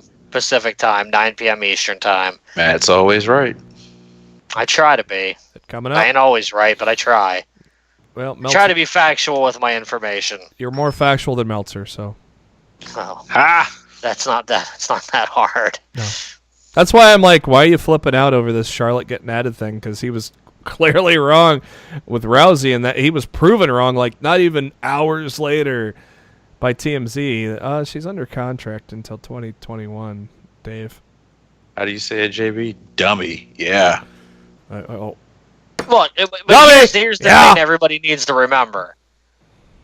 Yeah. Just because she's not leaving the company doesn't mean that she can't be taking time off after WrestleMania. Which we expect. We expect that. We expected that going in. I mean, she's been at house shows. I mean, she is. She's been doing everything that everybody would have. She's doing everything that Brock right. Lesnar That everybody exactly. Pretty much, you think that she's coming from the UFC. Oh, okay, she's gonna be a part timer like that big old bitch that with the red title. Nah. Pardon the pun, but she's been all in with WWE. Pretty much. And to the powers that be in AEW, if you're listening, please under no circumstances, do not waste your money on bringing in Brock Lesnar to have a match with Chris Jericho. Because besides Chris, nobody wants to see that match. So please don't waste your money on Brock Lesnar. Only if Jericho's going over. I don't fucking care who's going over. I mean, they can pay me. I'll wrestle Jericho. I don't want to see Brock Lesnar in AEW. Do not fucking waste your money to bring that pain in the ass into your company. Hey, don't fucking do it. You can pay me. Bill me as Kevin Owens' brother. Shit, I'll be the light-skinned Kofi Kingston if you need me to. Wait, we can tag up, Daryl. There it is. Wow. Kofi and KO's brothers. Team up. There it is. For the AEW tag team titles. Well, in the open I said, if you thought 2019 was crazy, just wait till this week. And this blew me away. This is weird to me. I mean, this is my favorite guy in WWE. You get those who listen to the show, you know, Dean Ambrose is my number one guy, and after WrestleMania, I'm gonna have to look for a new number one guy because Dean Ambrose is going to be leaving the company when his deal expires this spring.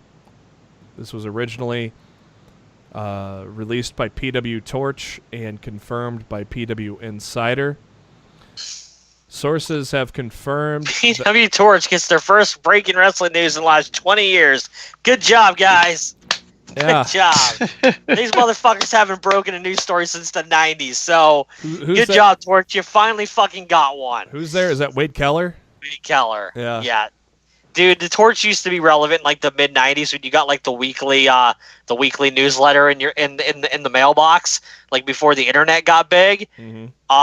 Man, Torch has not been relevant in a long time. The fact that they actually got this story first, props to them because it's been a long time coming for them to finally break a fucking story. The deal was kept quiet. But it started to spread among wrestlers after Raw got over with. One source categorized the move as Ambrose being able to do what he wants. He does not live an expensive lifestyle, which is smart if you're a pro wrestler. He doesn't live an expensive lifestyle. He's made great money over his WWE run. He signed the developmental deal in 2011. Word is WWE made several attempts to make lucrative, undefeated, lucrative offers to Dean Ambrose, and a lot of promises that he said as the famous GIF says, nope. So he's 33. He's going to be the most in-demand free agent on the market. What do you think he does? Well, I heard this morning that he's good friends with both Chris Jericho and Cody. Okay. So where there's smoke, there's fire. Maybe he's going there. Maybe he just wants to retire and take time off. I can't see Ring of Honor being a viable option. I can't see him wanting to go to Impact. No. So, to me, it's either he's looking to go with his friends Cody and Jericho and AEW, or he's just looking for early retirement. My understanding is he saved his money really well, and he probably doesn't have to wrestle another day in his life if he doesn't want to. So, yeah, I mean, we'll find out. We'll find out in due time. But like I said, when there's smoke, there's fire, and the fact that he's friends with both of those guys, it could happen. I'm not saying it is. I'm not saying it isn't. But this is definitely not a name that was on the chessboard, so to speak, like a week ago. No. So just the fact that this is happening makes you think, like, damn, if this is happening, who else's deal might be coming up that we don't currently know about? Like, we know Styles' deal's coming up. We know Nakamura's deal's up at some point this year. Ziggler. We know Gallows and Anderson's deal's up this fall. We think Dolph Ziggler's contract expires tomorrow. We don't know for 100% sure. But yeah, it's this is a crazy time in the wrestling industry right now. I haven't seen this much movement and traffic in the industry since probably the Monday Night Wars. So, to the wrestling fans who wanted to take sides and make this a war, then you're a fucking moron. The more wrestling out there for the boys to wrestle in, the better. And I want nothing more than to see this. As to see AEW succeed and force WWE to give us a better product. Yeah. Because we all know they're capable of it. Because we all see what Triple H does in NXT. Yeah. And we all know that the main roster product could be just as good and done in a different way to still, cater to the masses. And the doors open. Sometimes just a little bit of freaking, sometimes just a little bit of logic, just a little bit of logic implemented into the freaking stories and not insulting the fans' intelligence that would help the main roster product go a long way. Maybe with other companies breathing down their throats, maybe they're not going to feel like they have a choice other than to start treating their viewer with some respect going forward. Yeah, I got a couple things to say. Obviously, I mean, this is my guy. Dean's my guy. He's been my guy. I was excited as hell. I followed him in the Indies. I was excited as hell when I thought he was going to debut with a program with Mick Foley, and then the Shield came, and Dean's been my guy ever from that day, and it's so weird, he's not going to be there anymore, and it's like, it's bittersweet because I'm going to miss seeing him on the big stage, but at the same time, it's like, imagine what Jon Moxley can do in AEW. Absolutely. And just think about his style though, with a possible like a Joey Janela or a Hangman. Oh God! You see what I'm saying? Janela and Ambrose could be fucking nuts. That's what I'm saying. Fuck Dean and Hangman for the title. If Hangman's your first title holder, Dean's like the major title. Like he's like the first major push for Hangman. Hangman goes over Dean, but it kind of solidifies Hangman's reign as a world champion. But imagine a Hangman and Dean match for the title.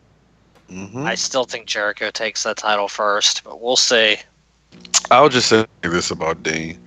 Like, I enjoy Dean, but I'm kind of I'm kind of like you, JB, for the most part.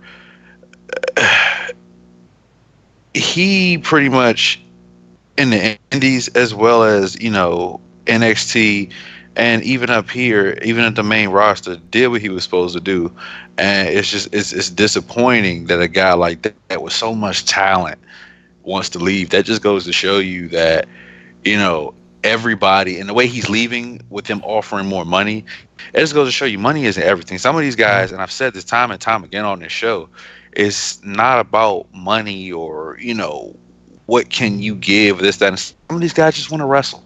Yeah. That's it, and put on good matches for the fans. And that's Dean's a good example to the younger wrestlers. It's just like the NFL. Mm-hmm. You get that money, be smart with your money because you never know when it's gone. And Absolutely. Dean was smart with his money, so now he can do what makes him happy. I fully expect Dean to return in a few years. The door is open. Door is wide open. I think once Vince gets out of the way, that's your another. Once Vince gets out of the way completely, then floodgates are going to open way back up to WWE. And I fully expect Ambrose to come back to the WWE in, say, 3 or 4 years and end his career there. It depends on how they treat his wife after he's gone. That's true. Good point. The door's open, according to sources. For now. Yeah. And speaking of which, WWE released a statement. Dean Ambrose, a.k.a. Jonathan Good, will not be renewing his contract with WWE when it expires in April. We are grateful and appreciative of all that Dean has given to WWE and our fans. We wish him well and hope one day Dean will return to the WWE. That's not all, kids. Hideo Itami finished up the SmackDown tapings this weekend and has requested his release from the company. And I don't think it's official, but it's pretty much but it's a done deal that they are granting it, right? Mm-hmm. I heard it hasn't been. I heard he hasn't been released yet, but I've heard it's been approved and it's coming. So, outside of NXT, if I'm WWE, dude, if I'm WWE, I keep this paperwork churning till like the end of February. So his 90 days runs out after Double or Nothing's over. That's what I do. What a dick move. Dude, I'm telling you. You're a if dick. I was in charge of WWE, that's what I do. Sure, we'll let you out of your deal. Give us about a month, to process all that paperwork and get it all done. Because, look, to me, there's no way they're letting him out of his deal right now unless unless he's telling them that my understanding, he's going back to Japan. And that's cool. And WWE probably doesn't have a problem with that. You want to go back to Japan, you're not going to give us problems here in the States, fine, we're going to let you go. But at the same token, I'd be a little paranoid in the back of my mind, and I'd be like, yeah, we'll let you go, but we're not going to release you until like February 28th. June. Or something like that. So and then you got March, April, the end of May. So your 90 days comes up like 3 days after Double or Nothing ends. That's what I would do. And it's not like we as a group we figured we pegged Itami to go to AEW. We almost probably bank on him going back to New Japan or Pro Wrestling Noah. So right? Am I right on that? We would probably put more stock on him going to Japan as opposed to AEW. Mm-hmm. Who knows? I don't know. I really don't know. I feel like he would probably go, but I would like a swerve. But yeah, WWE's probably going to be a dick and not swerve. But hey, still. Look, at least they're letting him out. They didn't have to let him out at all. They didn't let Mike Bennett out. So. They didn't let anybody else out that's asked to get out. Who else has asked? So besides Mike Bennett? At least they're letting him out. Who else has asked lately? Revival, Mike Bennett. Revival, Mike and Maria. I feel like there was another one that I'm drawing a blank on right now. There was definitely quite a few that have asked. So it's interesting times. Hideo Itami, 37 years old. He has a long history with Ring of Honor as well. Of course, there's a lot of potential with New Japan, Noah, and All Japan as well. Of course, AEW is a nice little landing spot too, Kenta, because they'll treat you right. Ever since NXT, he has not been treated right. So, and Kenta did post on Twitter on late last night. Thank you. That's all he posted. And PW Insider says that he will be receiving his release. He said his goodbyes to everyone. Last night was his final scheduled night on the road with WWE. And as Matt mentioned, once he receives the release, he'll be subject to that traditional 90-day no-compete clause. PW Insider is told by several sources that Kenta is looking to return home to Japan. See, there you go. Some other good news. Some good news. I guess those are some good news a little bit, because they're going to be they're going to be a little more happier where they land. More good news in terms of Roman Reigns. We have learned that Roman Reigns will be joining his cousin The Rock in Hobbs & Shaw, which is a Fast and the Furious spinoff. Reigns will be playing The Rock's brother and in the movie that's coming out. And I think that's cool as hell, isn't it? Yeah, definitely unexpected. So... And all those that think that this leukemia thing is a work, fuck you. You got to be some stupid ass people to make it seem for you to think that's a work. You don't play with anybody's health like that. Yeah, just because they saw this. Yeah, no. Come on now.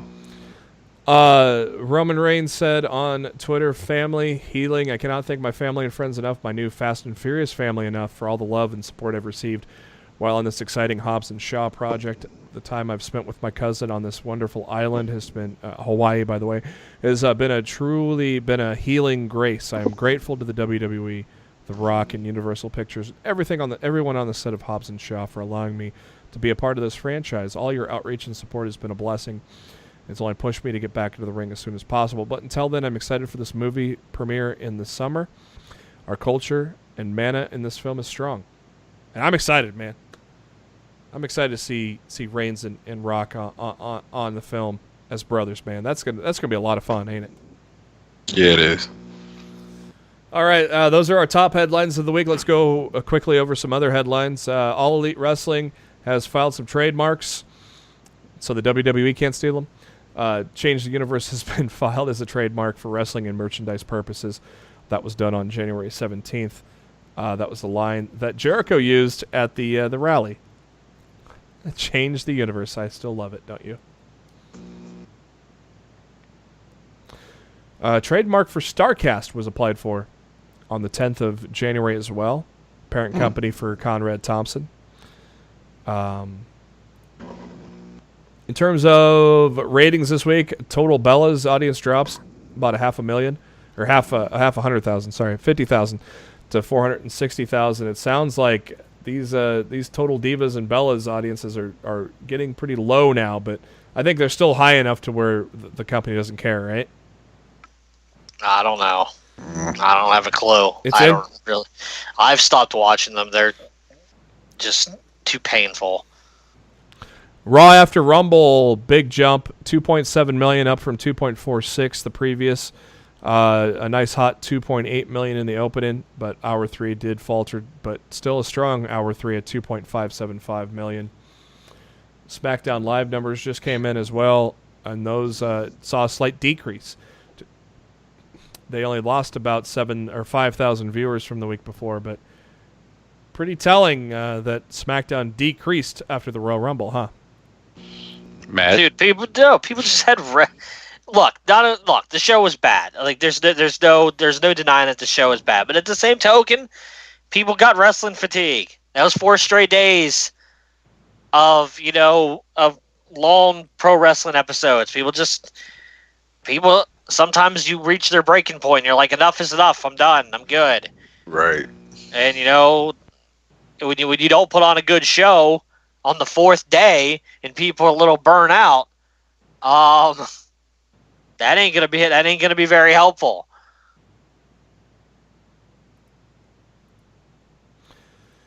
Yeah, but it's weird. I mean, when they go to Fox, it's not gonna be no different. It's gonna be 4 days in a row still, but with Raw being the final 4 of the day. Bad news for Chris Sabin, as we reported last week. He suffered an injury at the Ring of Honor television taping in Atlanta, Georgia. And unfortunately, it's an ACL tear. He's going to be out 8 to 12 months. Undertaker. I'm telling you, you should just retire. Undertaker surfaced recently. Undertaker was in a trade show in Las Vegas, Nevada, where he posed for a picture in front of an Impact banner with Taya Valkyrie and Eli Drake. How crazy was that? That got the world talking, didn't it? Yeah, that was a nice picture. I immediately thought of you, JB. It was just fine. Like, I don't understand why everybody lost their minds over that. People are at trade shows and these things happen. And they wanted a picture together. To me, it was really a much ado about nothing story. If I was Undertaker, I'd want a picture with Ty and Eli too. So I'm pretty sure they wanted the picture with him. Mm-hmm. I'm just saying. I don't know if we talked about this last week, but Abyss and Sanjay Dutt have exited from Impact Wrestling.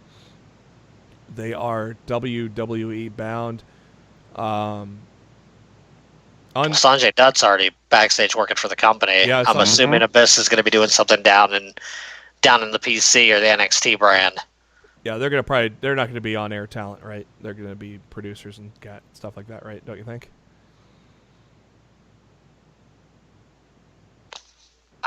If you think. Yeah. I saw Sanjay post a picture with another guy that just joined the team, Shane Helms. So I saw Rebby Hardy give a little props to her good buddy Shane for landing a job there with WWE.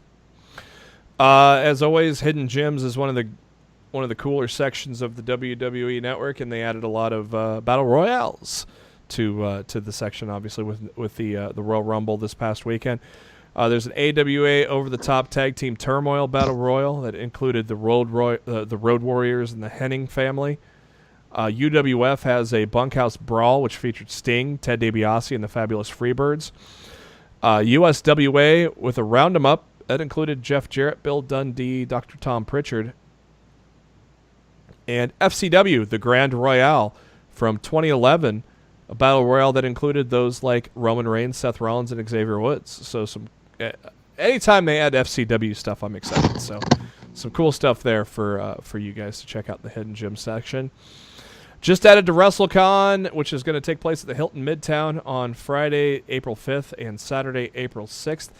Pac is going to be appearing at WrestleCon over WrestleMania weekend. So if you're heading out that way, want to meet the former Cruiserweight champion, potential first AEW champion, Pac, he's going to be there. I'd rather refer to him as the former NXT champion. Let's let Darryl go off for a second here. Oh, the floor is his, my friend. Mike Johnson posted from PW Insider last week, New Japan Pro Wrestling has released their lineups for the return to the United States earlier today, featuring 0 Japanese talents. The promotion issued the following statement regarding the development. It is with great disappointment that we must announce that due to our ongoing 2018/19 United States federal government shutdown, we are unable to obtain visas for our Japanese talent who are looking forward to seeing U.S. fans at the new beginning in the USA. We are excited to still be able to share a great lineup with our U.S. fans regardless of visa issues. The IWGP U.S. champion Juice Robinson is defending his title against Beretta. The great Okan is flying in from England. Wait a second. He's got a visa? He'll be debuting for New Japan. What's more, the show will highlight talent from our and the potential of our young lions who've been working hard in the dojo, in the LA dojo, and we're looking forward to being able to celebrate the abilities of our exciting new generation of young New Japan Pro Wrestling wrestlers. Darryl, the floor is yours. Well, I got 2 talking points, so I'll say this. My first talking point is this. You advertise this show along with the Los Angeles show early December. And the problem with that is, okay, usually when they say new beginnings, okay, we know they're going to have a show in Japan, Osaka and Sapporo. But you have this shit sell out and even add more seats. Because as you've seen in the past, prior US shows for New Japan are awesome. And they are headlined by the Okadas, the Naitos, at a certain point, Kenny Omega's, Tanahashi. You at the end of December or in the middle of December, you have your card already set for Sapporo and Osaka, which include Bullet Club, Suzuki-gun, LIJ. So, like I said, it led me to wonder about a couple shows ago, hey, if these people are in Japan, who the fuck is going to be in Charlotte or LA or the newly added show in Nashville? So for them to actually say, and this is the first talking point, for them to actually say, hey, because of the government shutdown, we're not going to have Japanese talent. No, fuck you, because you actually already knew that the headliners, your main talent, your main card talent from New Japan was not going to be there in the first fucking place. So for 2-3 people, that Goto and Ishii, no disrespect to them, I love those guys. But people come to see Okada. People know New Japan for Tanahashi, for the Bullet Club. My second point is, okay, you couldn't obtain visas. That's fine. But there are New Japan talents who are U.S. citizens who could have fucking came. Tongaloa, Tama Tonga. I mean, what are you doing here?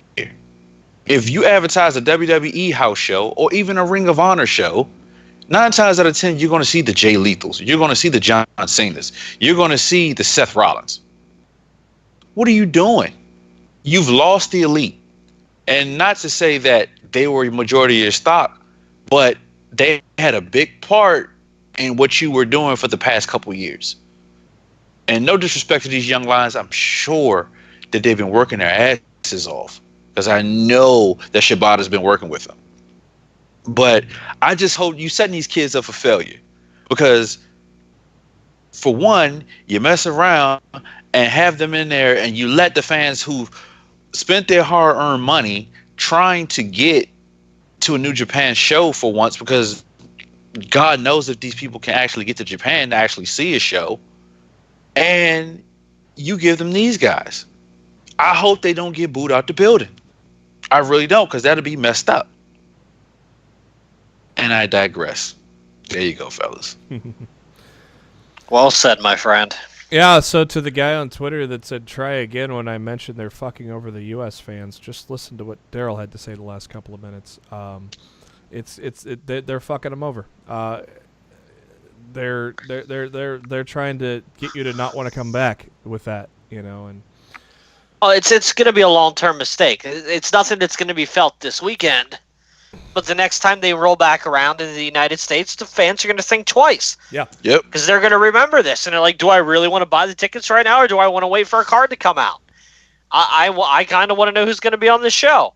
You know, like, there's... And do you even trust the card if it does come out? I mean... Not really, because it's always subject to change. Yeah. I would still be more trusted once I've heard the card. Me personally. Another thing I realized too, and I forgot to say this, you sent this statement out. What was it, last Wednesday, Matt? Was it last Wednesday night that they sent this statement? Put this statement out that these folks weren't coming. I think so. Maybe later in the week. 24th. Okay, so it was last Tuesday. Okay, last Tuesday. You put the statement out last Tuesday. So now what happens is the people who don't want to go, they can't even sell their fucking ticket, because for one, nobody wants to see half the people that's going to be there. Can't give it away. You can't. So you spend. I think I spent $100 on this ticket. And if I were to put it back on a third party vendor, you wouldn't get that. You maybe get half that. Hell no, shit. I probably would get a third of that. So I just think it's absolute bullshit for what they're saying, because you knew damn well that half those folks weren't coming.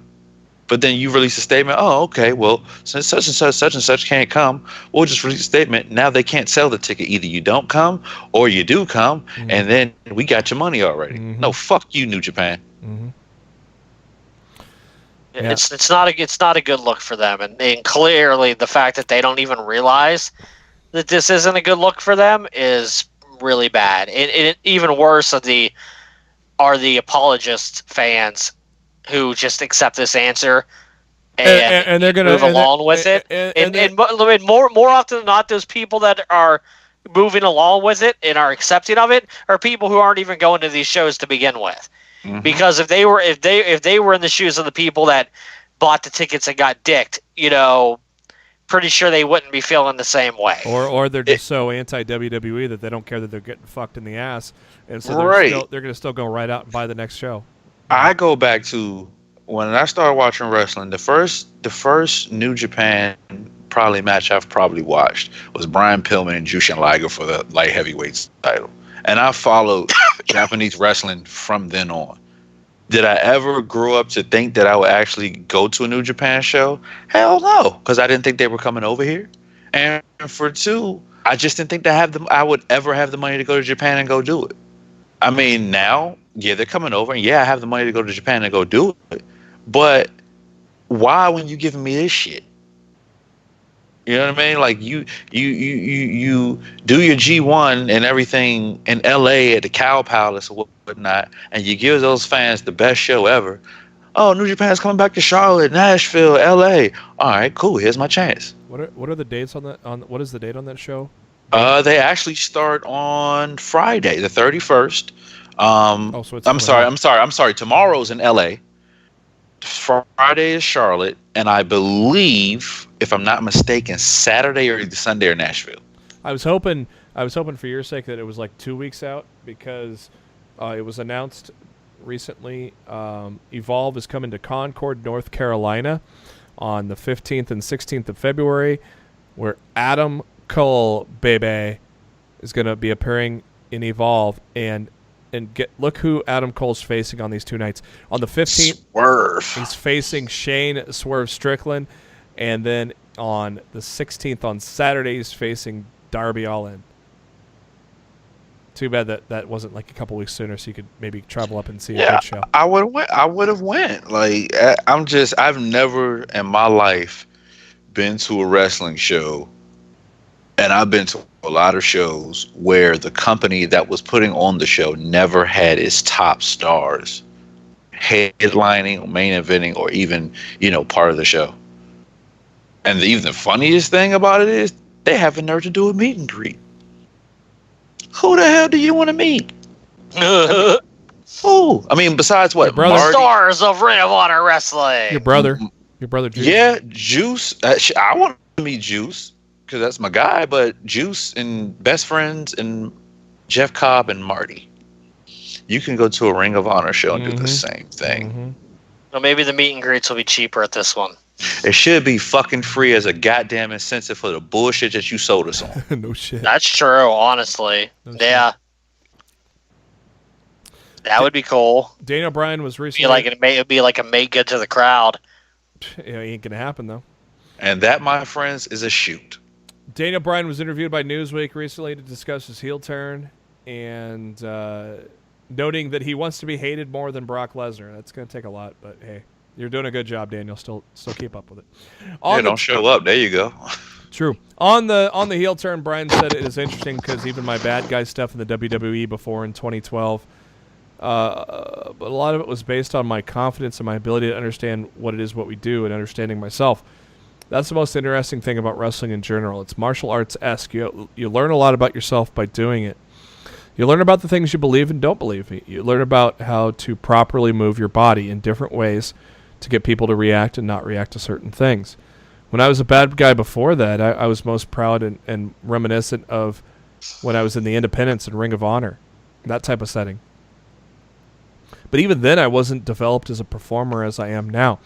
WWE has really helped in that regard, and even my time off helped as general manager and all the talking segments I did.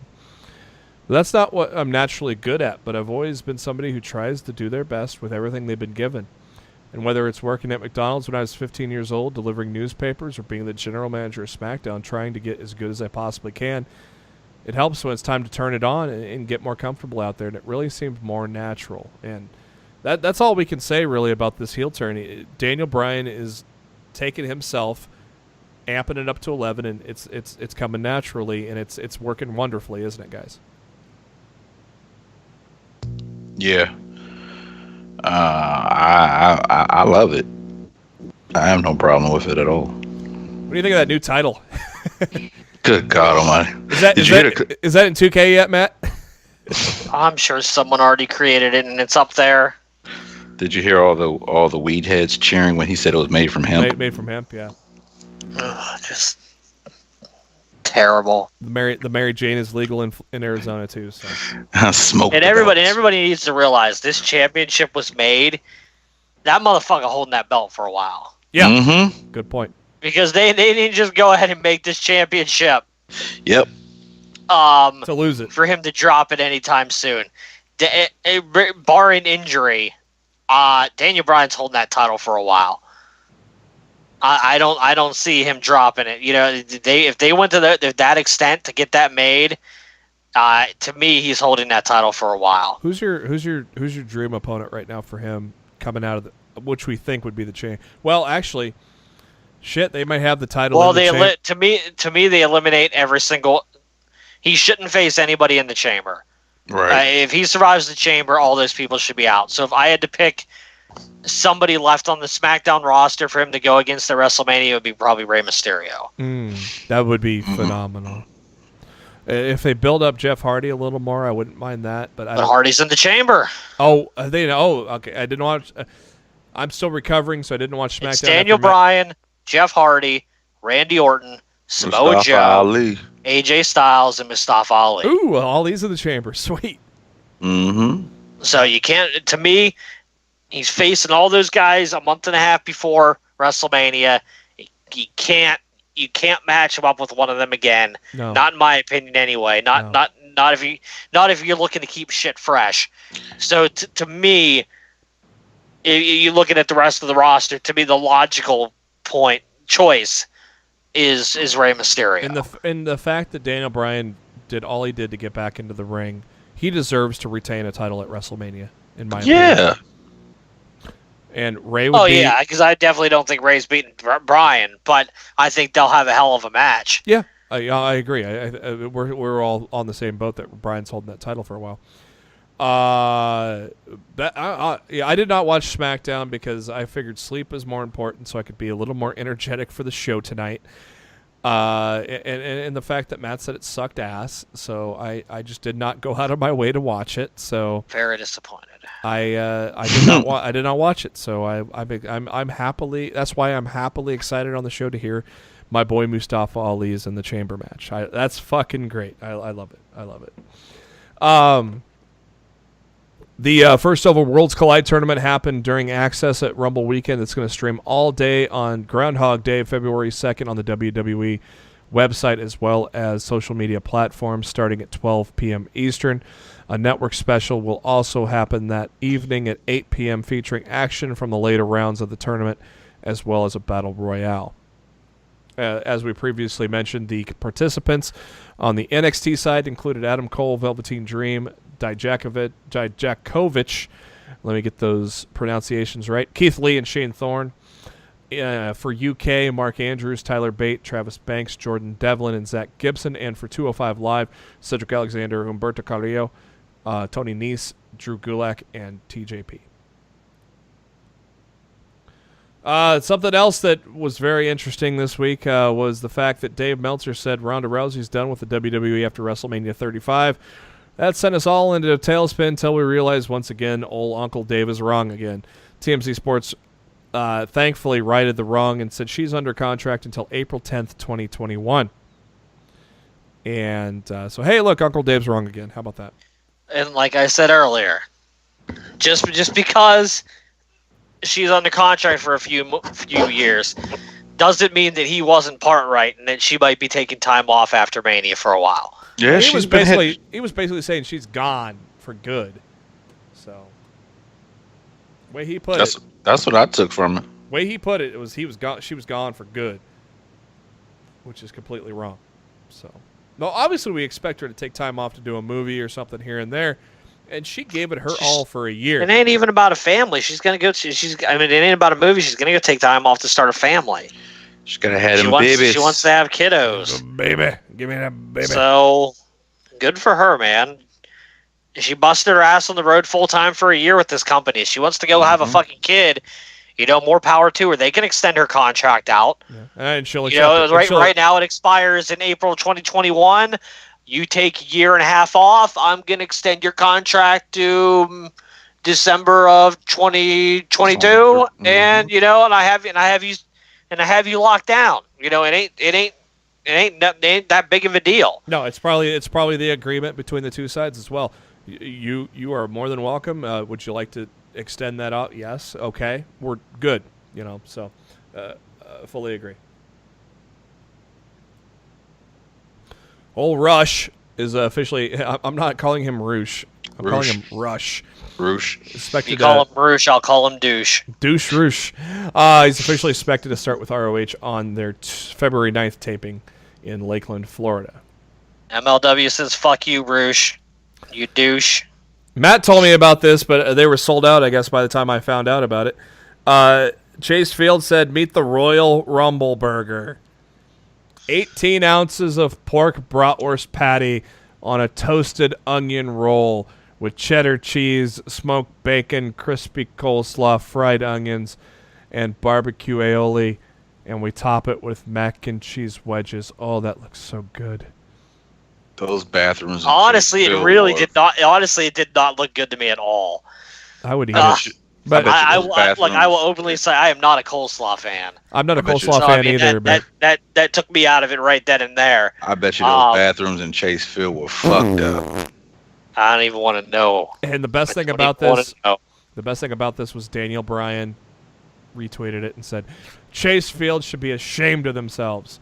Made from factory farm pigs, an intelligently, extremely social mammal, and cheese from cows whose babies were ripped away from them. Then add the heart disease delivered to people who eat it. Shame. Did you see the promo he cut with the burger in his hands on the pre-show? No. That shit was hilarious. Yeah, he cut a promo with the burger in his hands, then he threw it down and stepped on it. So then I tweeted, Daniel Bryan just stepped on a bunch of dead animals. What an asshole. Yeah, I didn't see any pre-show stuff except for what was in the ring. So. Well, I didn't know if they were showing that stuff on the Tron or not while you were there. Unfortunately, no. Yeah. Have you guys watched Road to Double or Nothing? I have not seen it yet. Not yet. Episode 1? Yeah, I saw it.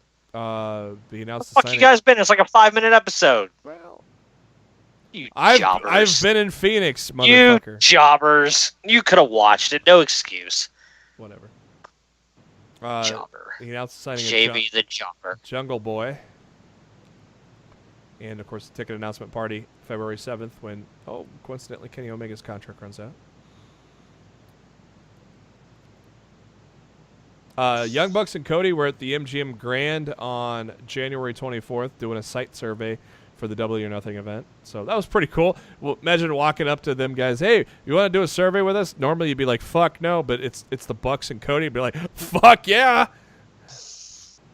And then they showed off Jungle Boy as well. You guys know anything about Jungle Boy? I actually YouTubed him. He's pretty decent. I mean, you can tell that he can use a little bit of work, but he's good for what he is. Isn't he Luke Perry's kid or something like that? It looks like Luke Perry. Yeah, something like that. I heard it's his son or something along those lines. I can see the resemblance for sure. So, and that's I think I heard something like a couple months ago that was his kid. It's his son. Yeah, it's his son. Yep, it is his son. Wow. Brandy teasing on the Twitter on last week. Maybe I'll bring a couple of newly signed women with me for that February 7th ticket party. So I'm very excited. I'm very excited to see who else they've signed. Just like the Jacksonville rally, you guys will want to see the ticket rally, which is going to be on beingtheelite.com, AEW Wrestling on Twitter, the Young Bucks on Facebook, and at Brandy Rhodes on Instagram. Those just same ways you caught the live stream for the Jacksonville show. I'm hoping it's indoors and we get better audio this time. 'Tis true. Very cool moment for the NXT fans. Rey Mysterio made a surprise appearance at San Diego before the Rumble, and he beat the shit out of Kona Reeves. God. So that was a pretty cool surprise for those in San Diego. Finn Balor's on the latest Edge and Christian podcast. Talks about his New Japan career, sharing the ring with Christian at the Tokyo Dome, and winning his first Universal Championship.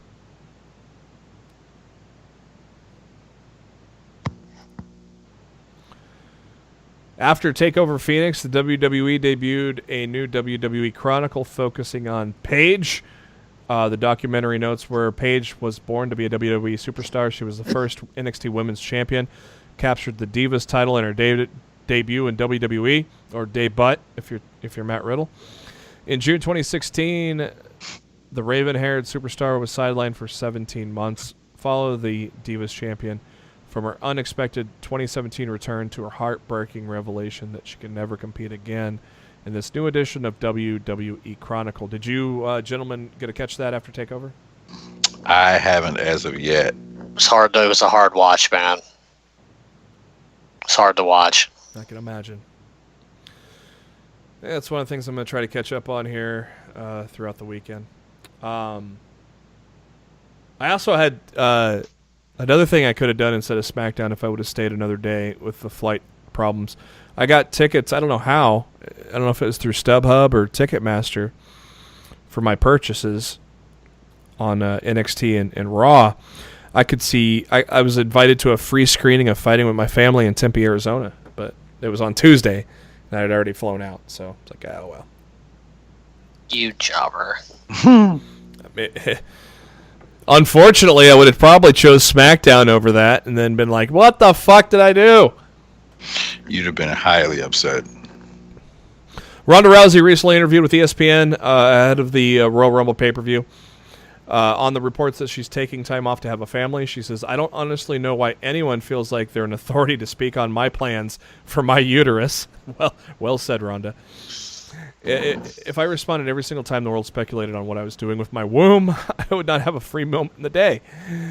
I really don't feel like I should have to respond to that kind of thing. It's kind of it's my vagina. It's my life. Keep your speculations to yourself. Leave me and my reproductive organs alone.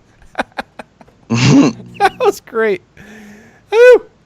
Ahead of her match with Sasha on Sunday, she goes, it's been a very extremely respectful to Sasha Banks, and I haven't received any of that respect back, so she's basically kind of shooting there. Just kind of shooting. To work. Or yeah, whatever. That's what I meant. Performing and how good she's gotten in pro wrestling. She goes, sometimes I don't feel like I'm acting or selling anything. Whatever we're doing in the moment, I'm so wrapped up that I really believe it. I'm really convinced to myself of all this. Oh my God, it hurts so bad. And I didn't think I'd be any good as an actual wrestler. I thought I'd be pretty much a gimmick that got old after a couple of months. I really wanted to get good, and I needed to get more time in practice, she says. And so the more I do, the more that I do it, the more that I realize I really love it. The more that I love it, the more I really, really want to be good at it. The more I really, really want to be good at it. So, you know, I can't have I have to have that type of personality to get better. What do you think about that, guys? That she thought she was just going to be a gimmick going in. Kind of falls under that saying of selling yourself short. Pretty much. Thank God they didn't just make her a gimmick. She's actually, like I said, I mean, you guys have both said it. She's actually good in catching on to everything. Mm-hmm. I mean, minus, she's got to learn how to cut up like hey, let's say it's night, and obviously Paul Heyman's one of the greatest talkers of the company, but when they were booing Lesnar on Monday, Paul switched gears and said, you boo him, but that's something that Ronda will learn over time. You just got to. Yeah, it happens. It's growing pains with every job that you do. No, Monday was all on WWE. If they thought for 1 second with the type of crowd that they had that they were going to let Ronda go out there and cut a live promo like that, it was on them. They set her up to fail. They fucked up. They knew what type of audience they were getting. This was your typical Raw after Mania audience. And I gave you guys the heads up before Raw. I said, "Oh, look, there's the man signs out there with Bayley." You did. So we knew. So it was really to me it was no surprise that she was drowning out there. WWE fucked that up. Honestly, they could have had Ronda on a backstage vignette that was pre-taped. I'm gonna go out there tonight. I'm gonna stand in the ring and I'm gonna wait for a challenge. I'm gonna wait for someone to answer my challenge, and she could have talked about Becky and anything else she needed to talk about on that vignette. Then she that would have been been smart. Out. She could have stood there for 5 seconds. The Bayley buddies could have blown up.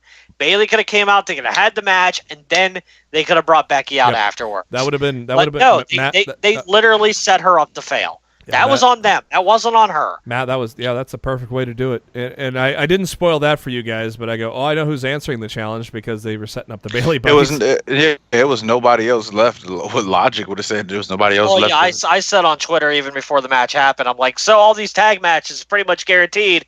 The only woman left on the roster that could challenge Ronda at this point is Bayley. Because did you guys know at that point Ember was out or hurt?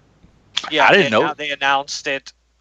There was a backstage segment with Natty and Dana. Oh, okay. Where Natty was like, Ember was my partner, but she got hurt. So I did kind of catch that. Yeah. Yeah. I had a bad view of the screen. She was kind of like stuck with Dana. I saw half the Tron, the left half of the Tron from where I was sitting, but then they had the video playing above on the scoreboard above the ring, but the rig was basically blocking most of that out. So I was kind of back and forth trying to piece together what was going on Monday. I wasn't complaining though. That row 5 seat was fucking amazing. I loved the pictures I took. So, WWE announced that they are teaming up with the company behind Total Bellas and Total Divas and keeping up with the Kardashians. To find the next female superstar who has what it takes to go toe-to-toe with the likes of Ronda Rousey, Sasha Banks, and Becky Lynch. Casting is underway for this reality show that will document the search for the next great female competitor. Terrible. Terrible. Man, that's terrible. The Hollywood Reporter has announced that John Cena will be a part of the cast on a yet-to-be-titled Netflix project that will be directed by Jason Bateman from American Pie. Yeah. No. That's not him, is it? Is it? No, Jason Bateman. Game Night. Oh, okay. Gotcha. The film will see Bateman reunite with the writer of Game Night, Mark Perez, to pen the script. The story surrounds a family that gets stuck in an old abandoned movie studio when the sets come to life and the family members find themselves stuck in various movies. I watched Blockers the other night. John Cena was fucking good in that one, so I could see how he would fit in well with this movie. I'm impressed with John Cena, the actor, guys. Yeah, you have fun with that. He's decent. And look, and I'm glad he is decent because the more decent he is, the more roles he'll get, and the more he'll stay out of my WWE reign. Very, very true. I will say this though: I actually sat down and actually watched the Last Marine. My God, Becky Lynch. Becky? Yes, yeah, Becky was the best thing in the whole damn movie. Is it bad? Yeah, the interaction between Sean and Miz is horrific. It looks like somebody was selling the movie on the side of the street. Oh my! Yeah, I was not impressed at all. Becky did a great job in the movie. That was it. Ouch. I can imagine 5 was probably even worse with like the B team in it. Yeah, I haven't sat back and watched that one yet, but if it's anything like this last one, yeah, I'd rather watch like I liked that one TV. I liked that one WWE Studios film with Dean. That one with Dean was great. We had to get out of the building. I can't remember the name of it, but I actually liked that. That was a good one. It was a 12 rounds movie, wasn't it? Was it like 12 rounds 3 or something? Yeah, I know 12 rounds 2 had Orton in it. Yeah, it was 12 So rounds that's three. 12 rounds. Okay, just another. Yeah, all right. I enjoyed it for what it was. So That was I enjoyed it too. I kind of want to see the. I've never watched any of the Marines, I think, except for the first one. I like the one with Cena, the first one. I saw the one with Cena. I haven't seen any of the other ones. I might have seen bits and pieces of the DiBiase one, but I haven't seen any of the ones with Miz in it.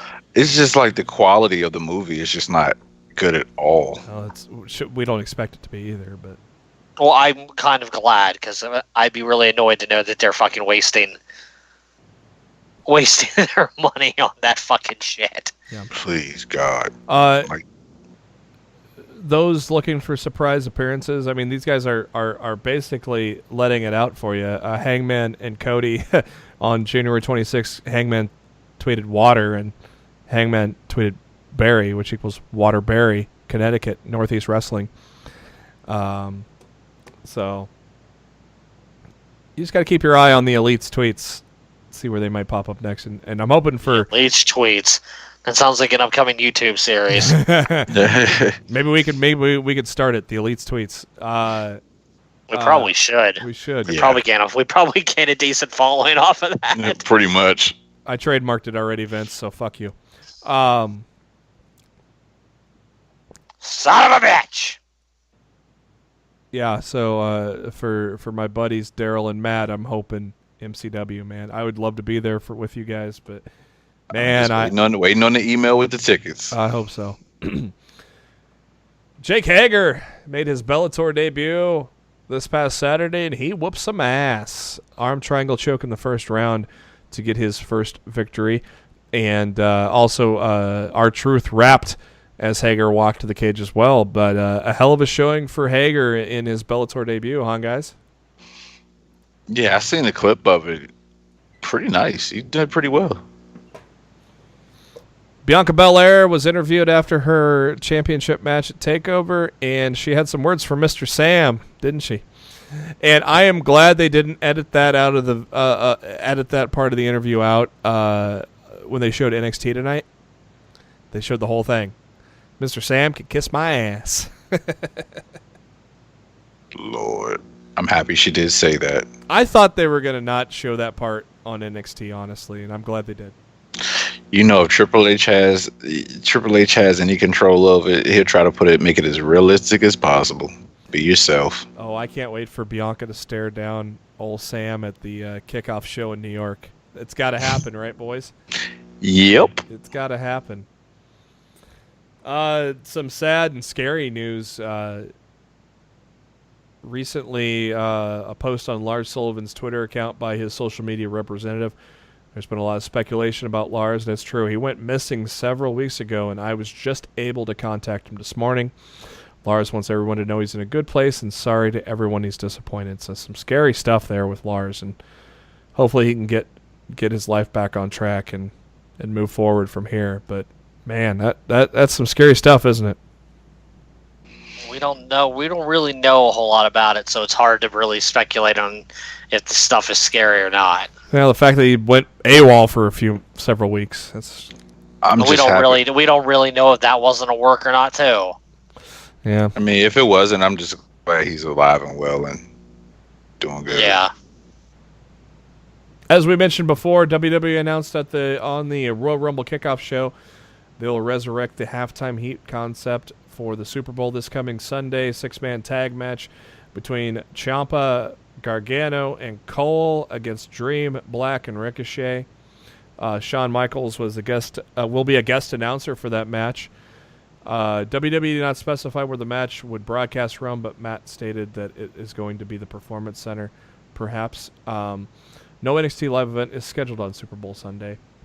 In 1999, they aired the first ever halftime heat with Rock and Mankind in an empty arena Falls Count Anywhere that saw Mankind capture the WWF title. Video has been made viral. This came from the Royal Rumble pay-per-view. A gentleman in the front row wearing an AEW shirt and clearly getting shown that he has to take that shirt off. There was a young kid on SmackDown last night, front row. I had it on, had a jacket over it, but it was definitely visible. No, he eventually took it off. Oh, did he? Yes. He took the shirt off? No, he took the jacket off, and he was just wearing the shirt. Oh, my. Watching the video right now. It's like this kid's like looking at the guy like, why? Like, why are you being a dickhead? Yeah. I would just put it right back on. AEW had I'd be like, you're giving me a free shirt to put over this bitch. Yeah. I ain't fucking taking it off. AEW had a sale. I took advantage of that, so I said finally, I ain't waiting for Hot Topic to acquire the merchandise. I'm getting myself an AEW shirt right now, so I got myself one. Good man. Good job, JB. Jeff Jarrett has come to terms with WWE and will be working for the company behind the scenes as a producer, as PW Rest Insider. in peace, Global Force. Yeah, it's that too. Mike Johnson, PW Insider, confirmed this, and Jarrett will appearing as on-camera talent as well. We'll talk about his appearance on Raw. But very cool stuff. I mean, Jarrett has a lot to bring to the table. Global Force was not bringing anything to the table, so I'm really happy that he's in the WWE, guys. Fucking Global Force. He's got a lot of knowledge. I'm happy that he's there. So. Ember Moon revealed that she suffered an elbow injury during the Royal Rumble, and she'll be undergoing surgery shortly. So, unfortunately, we'll be missing the War Goddess for some time now. Yeah, it sucks. Kushida has finished his dates with New Japan Pro Wrestling. We all expect him to head to that WWE pretty soon. Matt Sydal is one of the recent names that has disappeared from Impact Wrestling. A lot of talents have been moved to the alumni section, including Caleb Conley, Austin Aries, and among a few other people. And so the exodus from Impact has begun.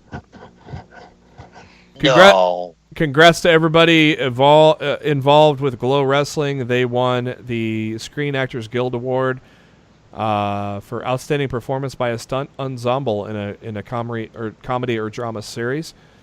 Alison Brie was up for outstanding performance by a female actor, but she lost out in that one. But Glow did leave the SAG Awards with an award there. Also heading to Evolve, this will be in the middle of March 15th in Melrose, Massachusetts. Is that near you guys? It's about a 8-9 hour drive. Yeah, about 7-8 hours. Would that be worth it to see the one and only? As Ricochet is going to head to Evolve on March 15th. I think I'm good. Yeah, I'll wait till he comes down here. NXT this week was obviously a lot of recaps from TakeOver, but we had two matches that I saw in person. Io Shirai and Kairi Sane took on Jessamyn Duke and Mina Shafir. Very entertaining match. I think those ladies are working really well together. Do you think Io is going to be the one to take it from Shayna? Yep. Yeah, I can see that. And at the end of the show, they bookended the matches with interviews and such after for TakeOver and recaps and that. And then we got the Street Profits taking on the Forgotten Sons, with the Forgotten Sons getting the win there. What'd you guys think of those matches tonight on NXT? They're pretty good. Yeah, they were fine. Yeah, not a couple of nice tag matches there. Obviously, putting over the Forgotten Sons. You gotta get a heel team built up, don't you? Take on the War Raiders. Yes, sir. Monday Night Raw. I was there, talking stick, and we kick things off with Seth Rollins, who comes out to a loud "Burn It Down" chant. I was among that as well. Rollins soaking in the chants for a little while and said that he said that the reason that he was going to outlast 29 other guys was his heart, determination, passion, and love. Seth freaking Rollins is going to main event WrestleMania. Hey, look, there's the WrestleMania sign. And he says that he told himself he wouldn't do it, but it's once in a lifetime, so I'm going to do it. And he points to the sign. I pointed to the sign too. I'm sure everybody else did. Rollins said he's got a choice to make. Challenge a long-time friend of his and Daniel Bryan, or take the path to Suplex City, which us in the arena were saying, chanting, take his title, as in Brock Lesnar. I think I kind of surprised Rollins a little bit, too, that the fact that we were so overwhelmingly wanting him to beat Lesnar's ass. Did that come across on TV for you guys?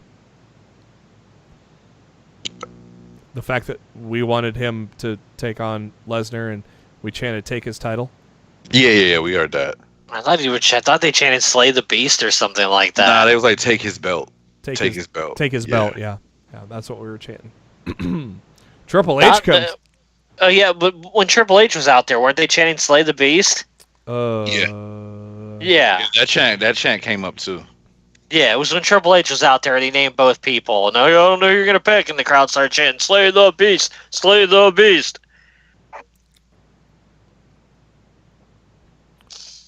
Triple H comes out and says he's glad that Rollins got to live his dream for pointing at that sign, and noted that Rollins brought back the old Seth Rollins that he knew. And Hunter said, God, you're getting emotional. You're going to make me emotional. Are they going to both cry? Hunter said, this is a fast-moving machine. You're going to have to make your decision by the end of the night. Out comes Dean Ambrose. He wasn't impressed. He said, this father-son stick makes him sick. Talks about how Hunter didn't believe in Seth when they were driving around Florida for $500 a night at FCW. Ambrose said he believed in Seth even though Triple H did not. Hunter pointed out that Ambrose stabbed Rollins in the back. Well, Rollins did it first, so. On the same night that Reigns announced that his leukemia was back. Ambrose said this doesn't concern Hunter. And Rollins is a suck-up. He's a pure kiss-ass. Ambrose said they hope Rollins beats Lesnar, but, he's never been able to beat anyone fair and square without Corporate Kate or J&J or Triple H. Ambrose challenged Rollins to a match right now, and Rollins is down with it, but Hunter said was going to leave, and Ambrose asked Hunter if he had to get permission from his father-in-law first. and the fans chanted, yes, he does. That was kind of funny. Hunter said, get me a referee. So this was weird. They went to commercial after this. Live, Ambrose said, fuck it. I'm not ready to do it now. We're going to do it later. He left. Basically, I guess, to drop off his jacket because he came back later. But I thought it was weird. They didn't show that on TV. So I didn't even notice that. But, yeah, Ambrose said, nah, I'm not ready to do it right yet. So I figured it'd be the main event. I figured this was still on TV. So, but that was not on TV. Yep. But TV comes back and we start Seth Rollins, Dean Ambrose. Good 13-minute match with Rollins hitting the stomp, and Ambrose really sold the stomp, which I think he's in Dilly Gaff mode right now, right? Clearly. And then they went on to embarrass Ambrose even more with Nia Jax coming out and knocking him out of the ring. That was clearly an embarrassment segment because he's... You looking forward to seeing Dean job the giant Nia Jax at WrestleMania, JB? Fuck out of here with that bullshit. Okay. You say that now, boy. Waiting for a month and a half now when it's booked and it's happening. I'll be in the bathroom. Yeah. Yep. I'm afraid you're right, Matt. Elimination. Let me see if I can say that word right. Spit it out. Elimination Chamber Tag Team Qualifying Match. There's a lot of words in this thing here. No qualifying match is needed on SmackDown. Manny and Sonya just get in the chamber. Oh, is that it? Okay. Yeah, I didn't watch SmackDown. Bliss and James took on Jax and Tamina. Gee, who's winning this? That's like the whole... It's so far, everybody that's in the chamber are the people that I told everybody several weeks ago on Lost in the Midcard that we're going to be in this chamber. So... Jax gave Bliss and James a double Samoan drop at the same time. leading to the pinfall. Pretty cool move, though, I thought, watching that live. But yeah, it's like established teams against random teams or teams that haven't been together in forever. With in the case of Mickey and Alexa, it was weird. Like last week, Cole said Mickey was her former friend. Did you guys catch that last week when they did the old Moment of Bliss thing? Yeah. I didn't pay enough attention to the Moment of Bliss to give a flying fuck. Kurt Angle interviewed backstage about his match with Baron Corbin coming up and talked about how he got humiliated by McIntyre back in November. Angle said it took him a long time to get over that match with Drew, but it's taken him longer to get this match with Corbin. So the only person that should be worried is Corbin. Though Matt, I saw on Twitter, called it, oh, look, Angle's going to jump to Corbin, and, well, that's what happened, huh? I'm old. I'm damn old. I'm guessing this leads to a resurgence final run. I don't know what the fuck it's leading to. All I know is it's fucking annoying me right now. This has to lead to a resurgence final run where he gets one shot at the title and loses. But I think it's going to lead to one final run where he's on fire over the course of several months. That's just my gut feeling. What do you think, Darryl? Yeah, sounds like that's what's happening. I mean, I hope it just hurries up and get it over with. Finn Balor came out and talked about... and crushed any hopes we had of his feud with Brock continuing. Yep. Yeah. He put over Lesnar about being a good professional wrestler, and he said he went toe-to-toe with the Beast. Makes no excuses. Brock beat him. He's never felt speed and power like that combined, and today I hurt, but I'm not standing here with my head hung low. My head's held high because last night Lesnar beat him, but then he beat him again because he made Lesnar believe. Then Bobby Lashley came out and beat up on Balor. As Matt said, dashed our hopes of any more Lashley or any more Balor and Lesnar. Lashley hitting several choke slams.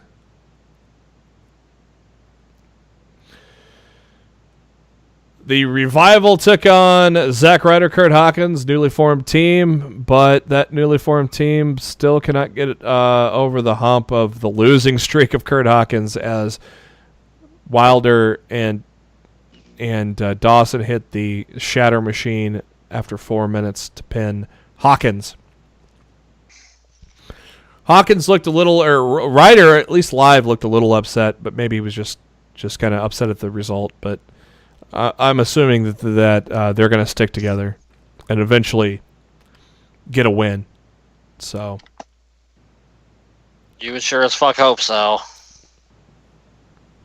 They showed Daniel Bryan and Eric Rowan backstage because obviously they were originally going to bring him out, Bryan out along with Lesnar for Rollins to make their decision. Nice little shiner under Bryan's left eye there too. Caruso asked about Seth Rollins, which Bryan said that saying that they will end Seth Rollins' WrestleMania hopes tonight. Elias comes to the ring with his usual stuff, and he was getting ready to. He was actually trashing the crowd, so which led me to believe they're turning heel, and then I think they're turning him heel. Why? Doesn't make any sense at all. Stupid. The fans had a great chant though. The "We're not worthy" chant. That was great. I like that. Jeff Jarrett came out and called Elias slap nuts. That popped us all right. Yeah. Road Dogg Jesse James comes up wearing Becky Lynch's shirt. That was awesome. Yeah, maybe if Road Dogg wasn't so preoccupied with his skit on Raw, maybe he would have wrote a better SmackDown episode. Yeah. He ripped Elias and got the suck it chant going, and they started singing "With My Baby Tonight" when Elias hit Road Dogg with a guitar in the back. Jarrett went with Elias, worked him over with some punches, and Jarrett picked up the guitar, but Elias hit him in the ribs and hit Jarrett with his own guitar. Well, actually, it wasn't his own guitar. Elias had two guitars in the ring. for that same reason, to hit both guys with, I guess. So Elias is back to being a heel, which makes no sense. Yay, WWE booking. Woo! I like Jeff Jarrett this role, though. I thought it was entertaining. And the fans, man, when he spells his name, the fans are chanting it, aren't they? Yeah. So that's working. But it makes no fucking... I mean, I was begging for months to turn Elias face. They do. And they had multiple times. They could have made him an Intercontinental Champion as a face, and they didn't do it. So I don't know what the fuck they're doing. Nobody knows. Nobody ever knows. They don't know what the fuck they're doing. Mojo Rawley in a dark room saying it's somebody's fault that he's not getting over, and he's got the greatest combination of size, strength, and speed and intelligence. But everybody thinks of nobody because of you. He's looking in the mirror. So he's talking to himself and telling the truth, at least. But yeah, Rawley says... Did not care. I know you didn't. We'll see where it goes. I don't know anybody that did. I didn't. Dana Brooke and Natalia against the Riot Squad. Gee, who's going to win this match to get into the Elimination Chamber? Yo mama. Yeah. that went 3 minutes long. Too long. Ronda Rousey made her entrance for the Open Challenge, and she tried to cut a promo, but the fans were booing her out of the building heavily. But I couldn't even hear what Ronda was saying, being there live, guys. I couldn't hear anything she was saying. That's how loud it was. I don't think she could hear herself saying anything.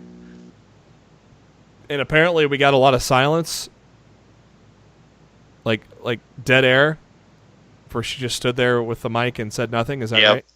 Yep. She got overwhelmed. Yeah, Bayley comes out. Obviously, they had the Bayley buddies out, so this did not go as planned. No, Bayley didn't come out. Vince pushed her ass out. Yeah. They had the Bayley buddies set up and everything, but they didn't... Go save my segment! So they didn't even use them because Bayley immediately tried to help save the promo with a promo of her own, noting that she's one half of the Boston Hug Connection, and while Banks gave her the match for life last night, she's here to accept the challenge. And so there we go. Ronda Rousey and Bayley, though, hey, a decent little match there. I thought it was a lot of fun live. What did you guys think? Yeah, it was pretty good. Yeah, I thought it was fine. Went about 16 minutes. A lot of back and forth, and it was exciting to watch live, that's for sure. But Bayley taps out to the armbar after 16 minutes. After the match, Rousey shook hands with Bayley when the man's music hit. I bet that made you guys happy. I was ecstatic. We exploded in the arena, so to speak. Becky told Ronnie that she would find her way to see her again, and Lynch said the last time she came to her show, she dropped Rousey right about here in this part of the ring. And Lynch said even after that, Rousey never came looking for Lynch to prove that she's the baddest woman on the planet. So Lynch has come looking for her to prove that she's not the baddest. More Becky chants were echoing through the arena. And she says she won the Royal Rumble, and unlike Seth Rollins, she doesn't need much time to think. I choose you, which the arena, the internet, and you guys all erupted, right? It's a magical segment. Who said that? Who said that she was going to choose Asuka?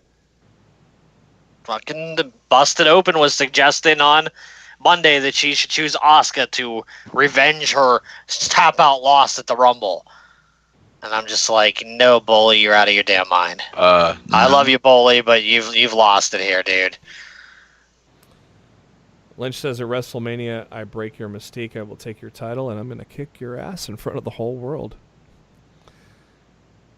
Rousey grabbed the microphone, and she asked Lynch how her leg was, and unlike her, she wants the best of Lynch that has ever existed. The fans booed Rousey.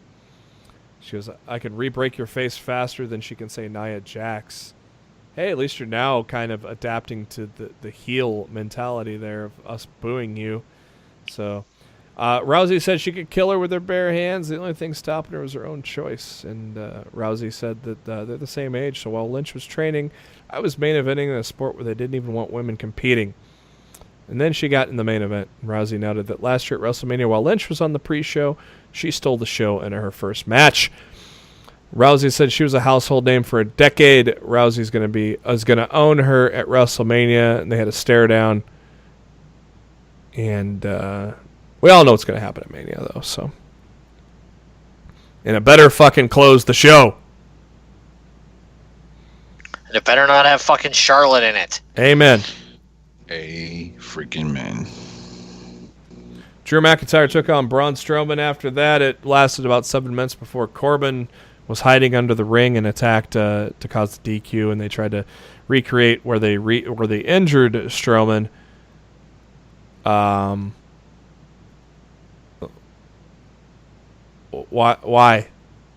did they do this? This is like one of the things that just didn't make sense.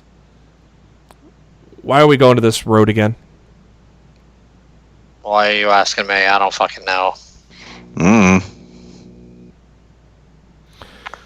It's time for Seth Rollins to make his WrestleMania decision. He was announced, but before he could come out, Brock Lesnar's music hit.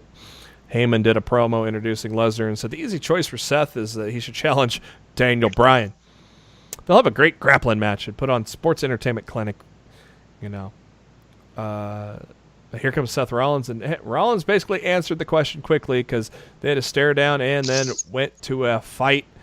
But Brock Lesnar got the better of the fight, hitting him with, 5 F5s? Mm-hmm. And that was the end of the show. Matt, you didn't like the ending so much, did you? No, why should I? Thought it was dumb. Yeah, at least the end of the story should be good, right? Look, there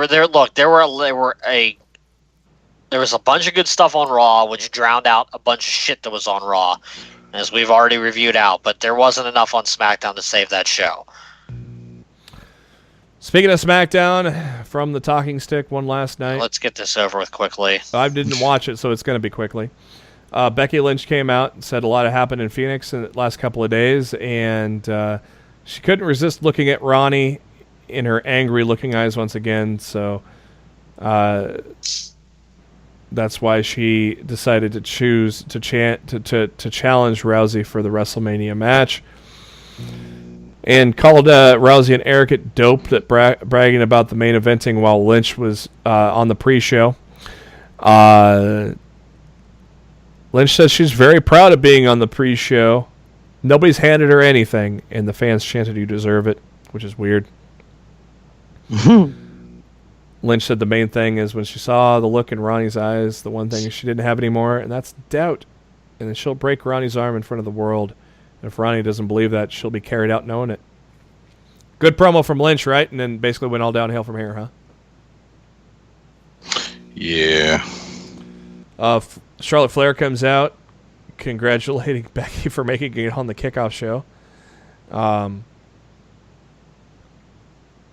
The Queen was talking, and so this led to a little fight between the Queen and the Man, and Charlotte attacking the injured knee of Lynch, and that doesn't really make you feel any better about that triple threat, huh? Not at all.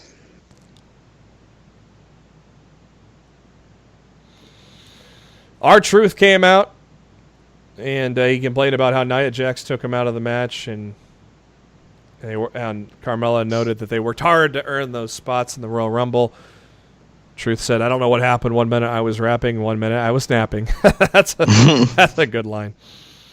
So the McMahons granted him a U.S. title match, I guess, which is nice of the McMahons to do since he got screwed out of number 30. And it's against Shinsuke Nakamura. And lo and behold, went about 6 minutes, and Nakamura was arguing with the referee because Truth got an inside cradle. It looked like he kicked out, but Kyoto counted for the 3. He absolutely kicked out. Yeah, he did. Your new United States champions are Truth. What's up? Nothing good. After the match, Rusev walked out with no Rusev Day shirt. And says that he took the U.S. title from Shinsuke, and Shinsuke deserves better than what Nakamura did for that title, and deserves better than R-Truth. And Rusev challenged R-Truth right here and now for the title. And that led to R-Truth taking on Rusev, and R-Truth beating Rusev with a roll-up. And after the match, Nakamura went to ringside and attacked Truth from behind. And Rusev and Nakamura worked over Truth together, so now Rusev's a heel again, which is ridiculous, right? Dumb. Hey, cool for Truth, though, being United States champion, man. But at the behest of shitty creative. Oh, my theory on shitty creative was, since everything was in the same city, Vince was probably hanging around SmackDown more than usual. It's the road to WrestleMania. We're going to get Vince shit on SmackDown all the way up to it. Zelina Vega showed up. Hey, sporting a wedding ring, which apparently was rather huge. Good job on the ring there, Aleister Black. And she wondered if Ray was distracted by her after Ray was cutting a promo. And she said that Andrade is in his head and shoulders above anybody else, especially Rey Mysterio. Andrade attacks Mysterio from behind and hit some vertical suplexes a la Eddie Guerrero, but Mysterio kicked him, went for the 619. Andrade blocked it, knocked Rey down, and hit the hammerlock DDT. So I guess they're continuing this feud. I mean, these guys are putting together good matches, so I guess it's not bad that they're continuing this feud, right? Yeah. Whatever. Rusev is in the locker room, and Gallows and Anderson showed up, and Anderson said R-Truth didn't deserve what happened to him, and Rusev said to mind his own business all the way back to catering and take his tall friend with him. And Anderson said that Rusev and Nakamura deserve each other because they would not fare well against these good brothers. Nakamura showed up and said challenge accepted. So is that later on in the night?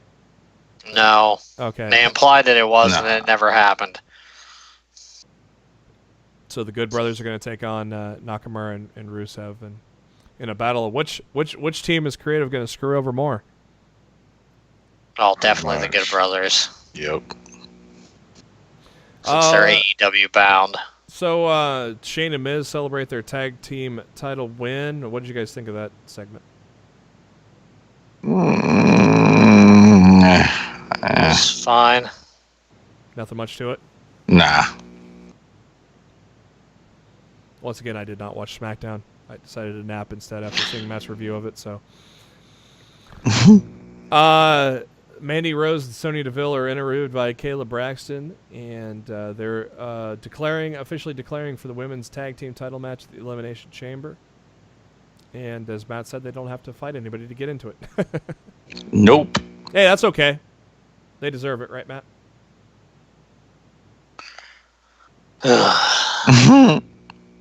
What? I said Mandy and Sonya deserve to be right in the middle. Mandy and Sonya deserve everything. I'm just so sick of this SmackDown show. It sucked. Even having to relive it through your words fucking annoys me. They had a four-way elimination tag match. New Day, Heavy Machinery, The Bar, and the Usos. And Heavy Machinery first to go, followed by The Bar. And the Usos get the win, so they will challenge Shane and Miz for the titles at the Elimination Chamber. Daniel Bryan is here to change the climate of the WWE. So you didn't like this part either, Matt? No, it was stupid. Why? What didn't you like about it? Dude, the title's stupid. The partnering with Rowan's stupid. The whole fucking thing's stupid. But it's made of hemp, man. Fucking give a flying fuck what it's made of. Did he put the WWE title in the trash can? Like You sure Yes. did. like Alundra Blaze. Which completely makes him a hypocrite anyway, because he should have put it in a recycling bin. Exactly. Mm-hmm. You know, just like the little touches that would have made things make more sense. Nope, not going to do that. You know, just, well, as I said, I was so tuned out on this show by the time I got to that. Maybe this segment wasn't that bad, but I so hated the rest of the show that I just didn't give a fuck. AJ Styles said he's not going to sit in the back while Brian throws the championship in the trash, and he asked Brian if he smoked the prototype. Oh, boy. Randy Orton walks out next, and Jeff Hardy is already in the ring, along with Orton, Styles, Bryan, and Rowan. Mustafa Ali shows up, and then comes Samoa Joe, and voila! Triple H on the screen saying, "Here is your Elimination Chamber." And that ended the show, huh? Yep. Well, I got through it as fast as I could, Matt. Good. That's going to do it for this edition of Lost in the Midcard. Thank you for SpiderDuck.net for being our host, enabling us to be on iTunes and any of your favorite podcasting apps. What you got to do is search for Lost in the Midcard, hit subscribe. That way you know every time a show comes your way, typically every Wednesday. And also we'll do some special shows throughout the year as well. You can also subscribe to us on the YouTube, and the links to all that are on our Facebook page, facebook.com/LostInTheMidcard, or on the Twitter at LITMC Podcast, where we also share a lot of great tweets from the wrestling world. Darryl is on the Twitter at NoOneLikeD. Matt is on the Twitter at RawFShowtime. I myself am on the Twitter at JBHuskers. And before we ride off into the sunset, Darryl, what are your final thoughts? Pray for me this weekend in Charlotte. Mm-hmm. Pray for you that you don't get kicked out for throwing trash in the ring. Pray for me that I don't get kicked out for going in the ring. Yeah. Good luck on that, brother. Matt, what are your final thoughts?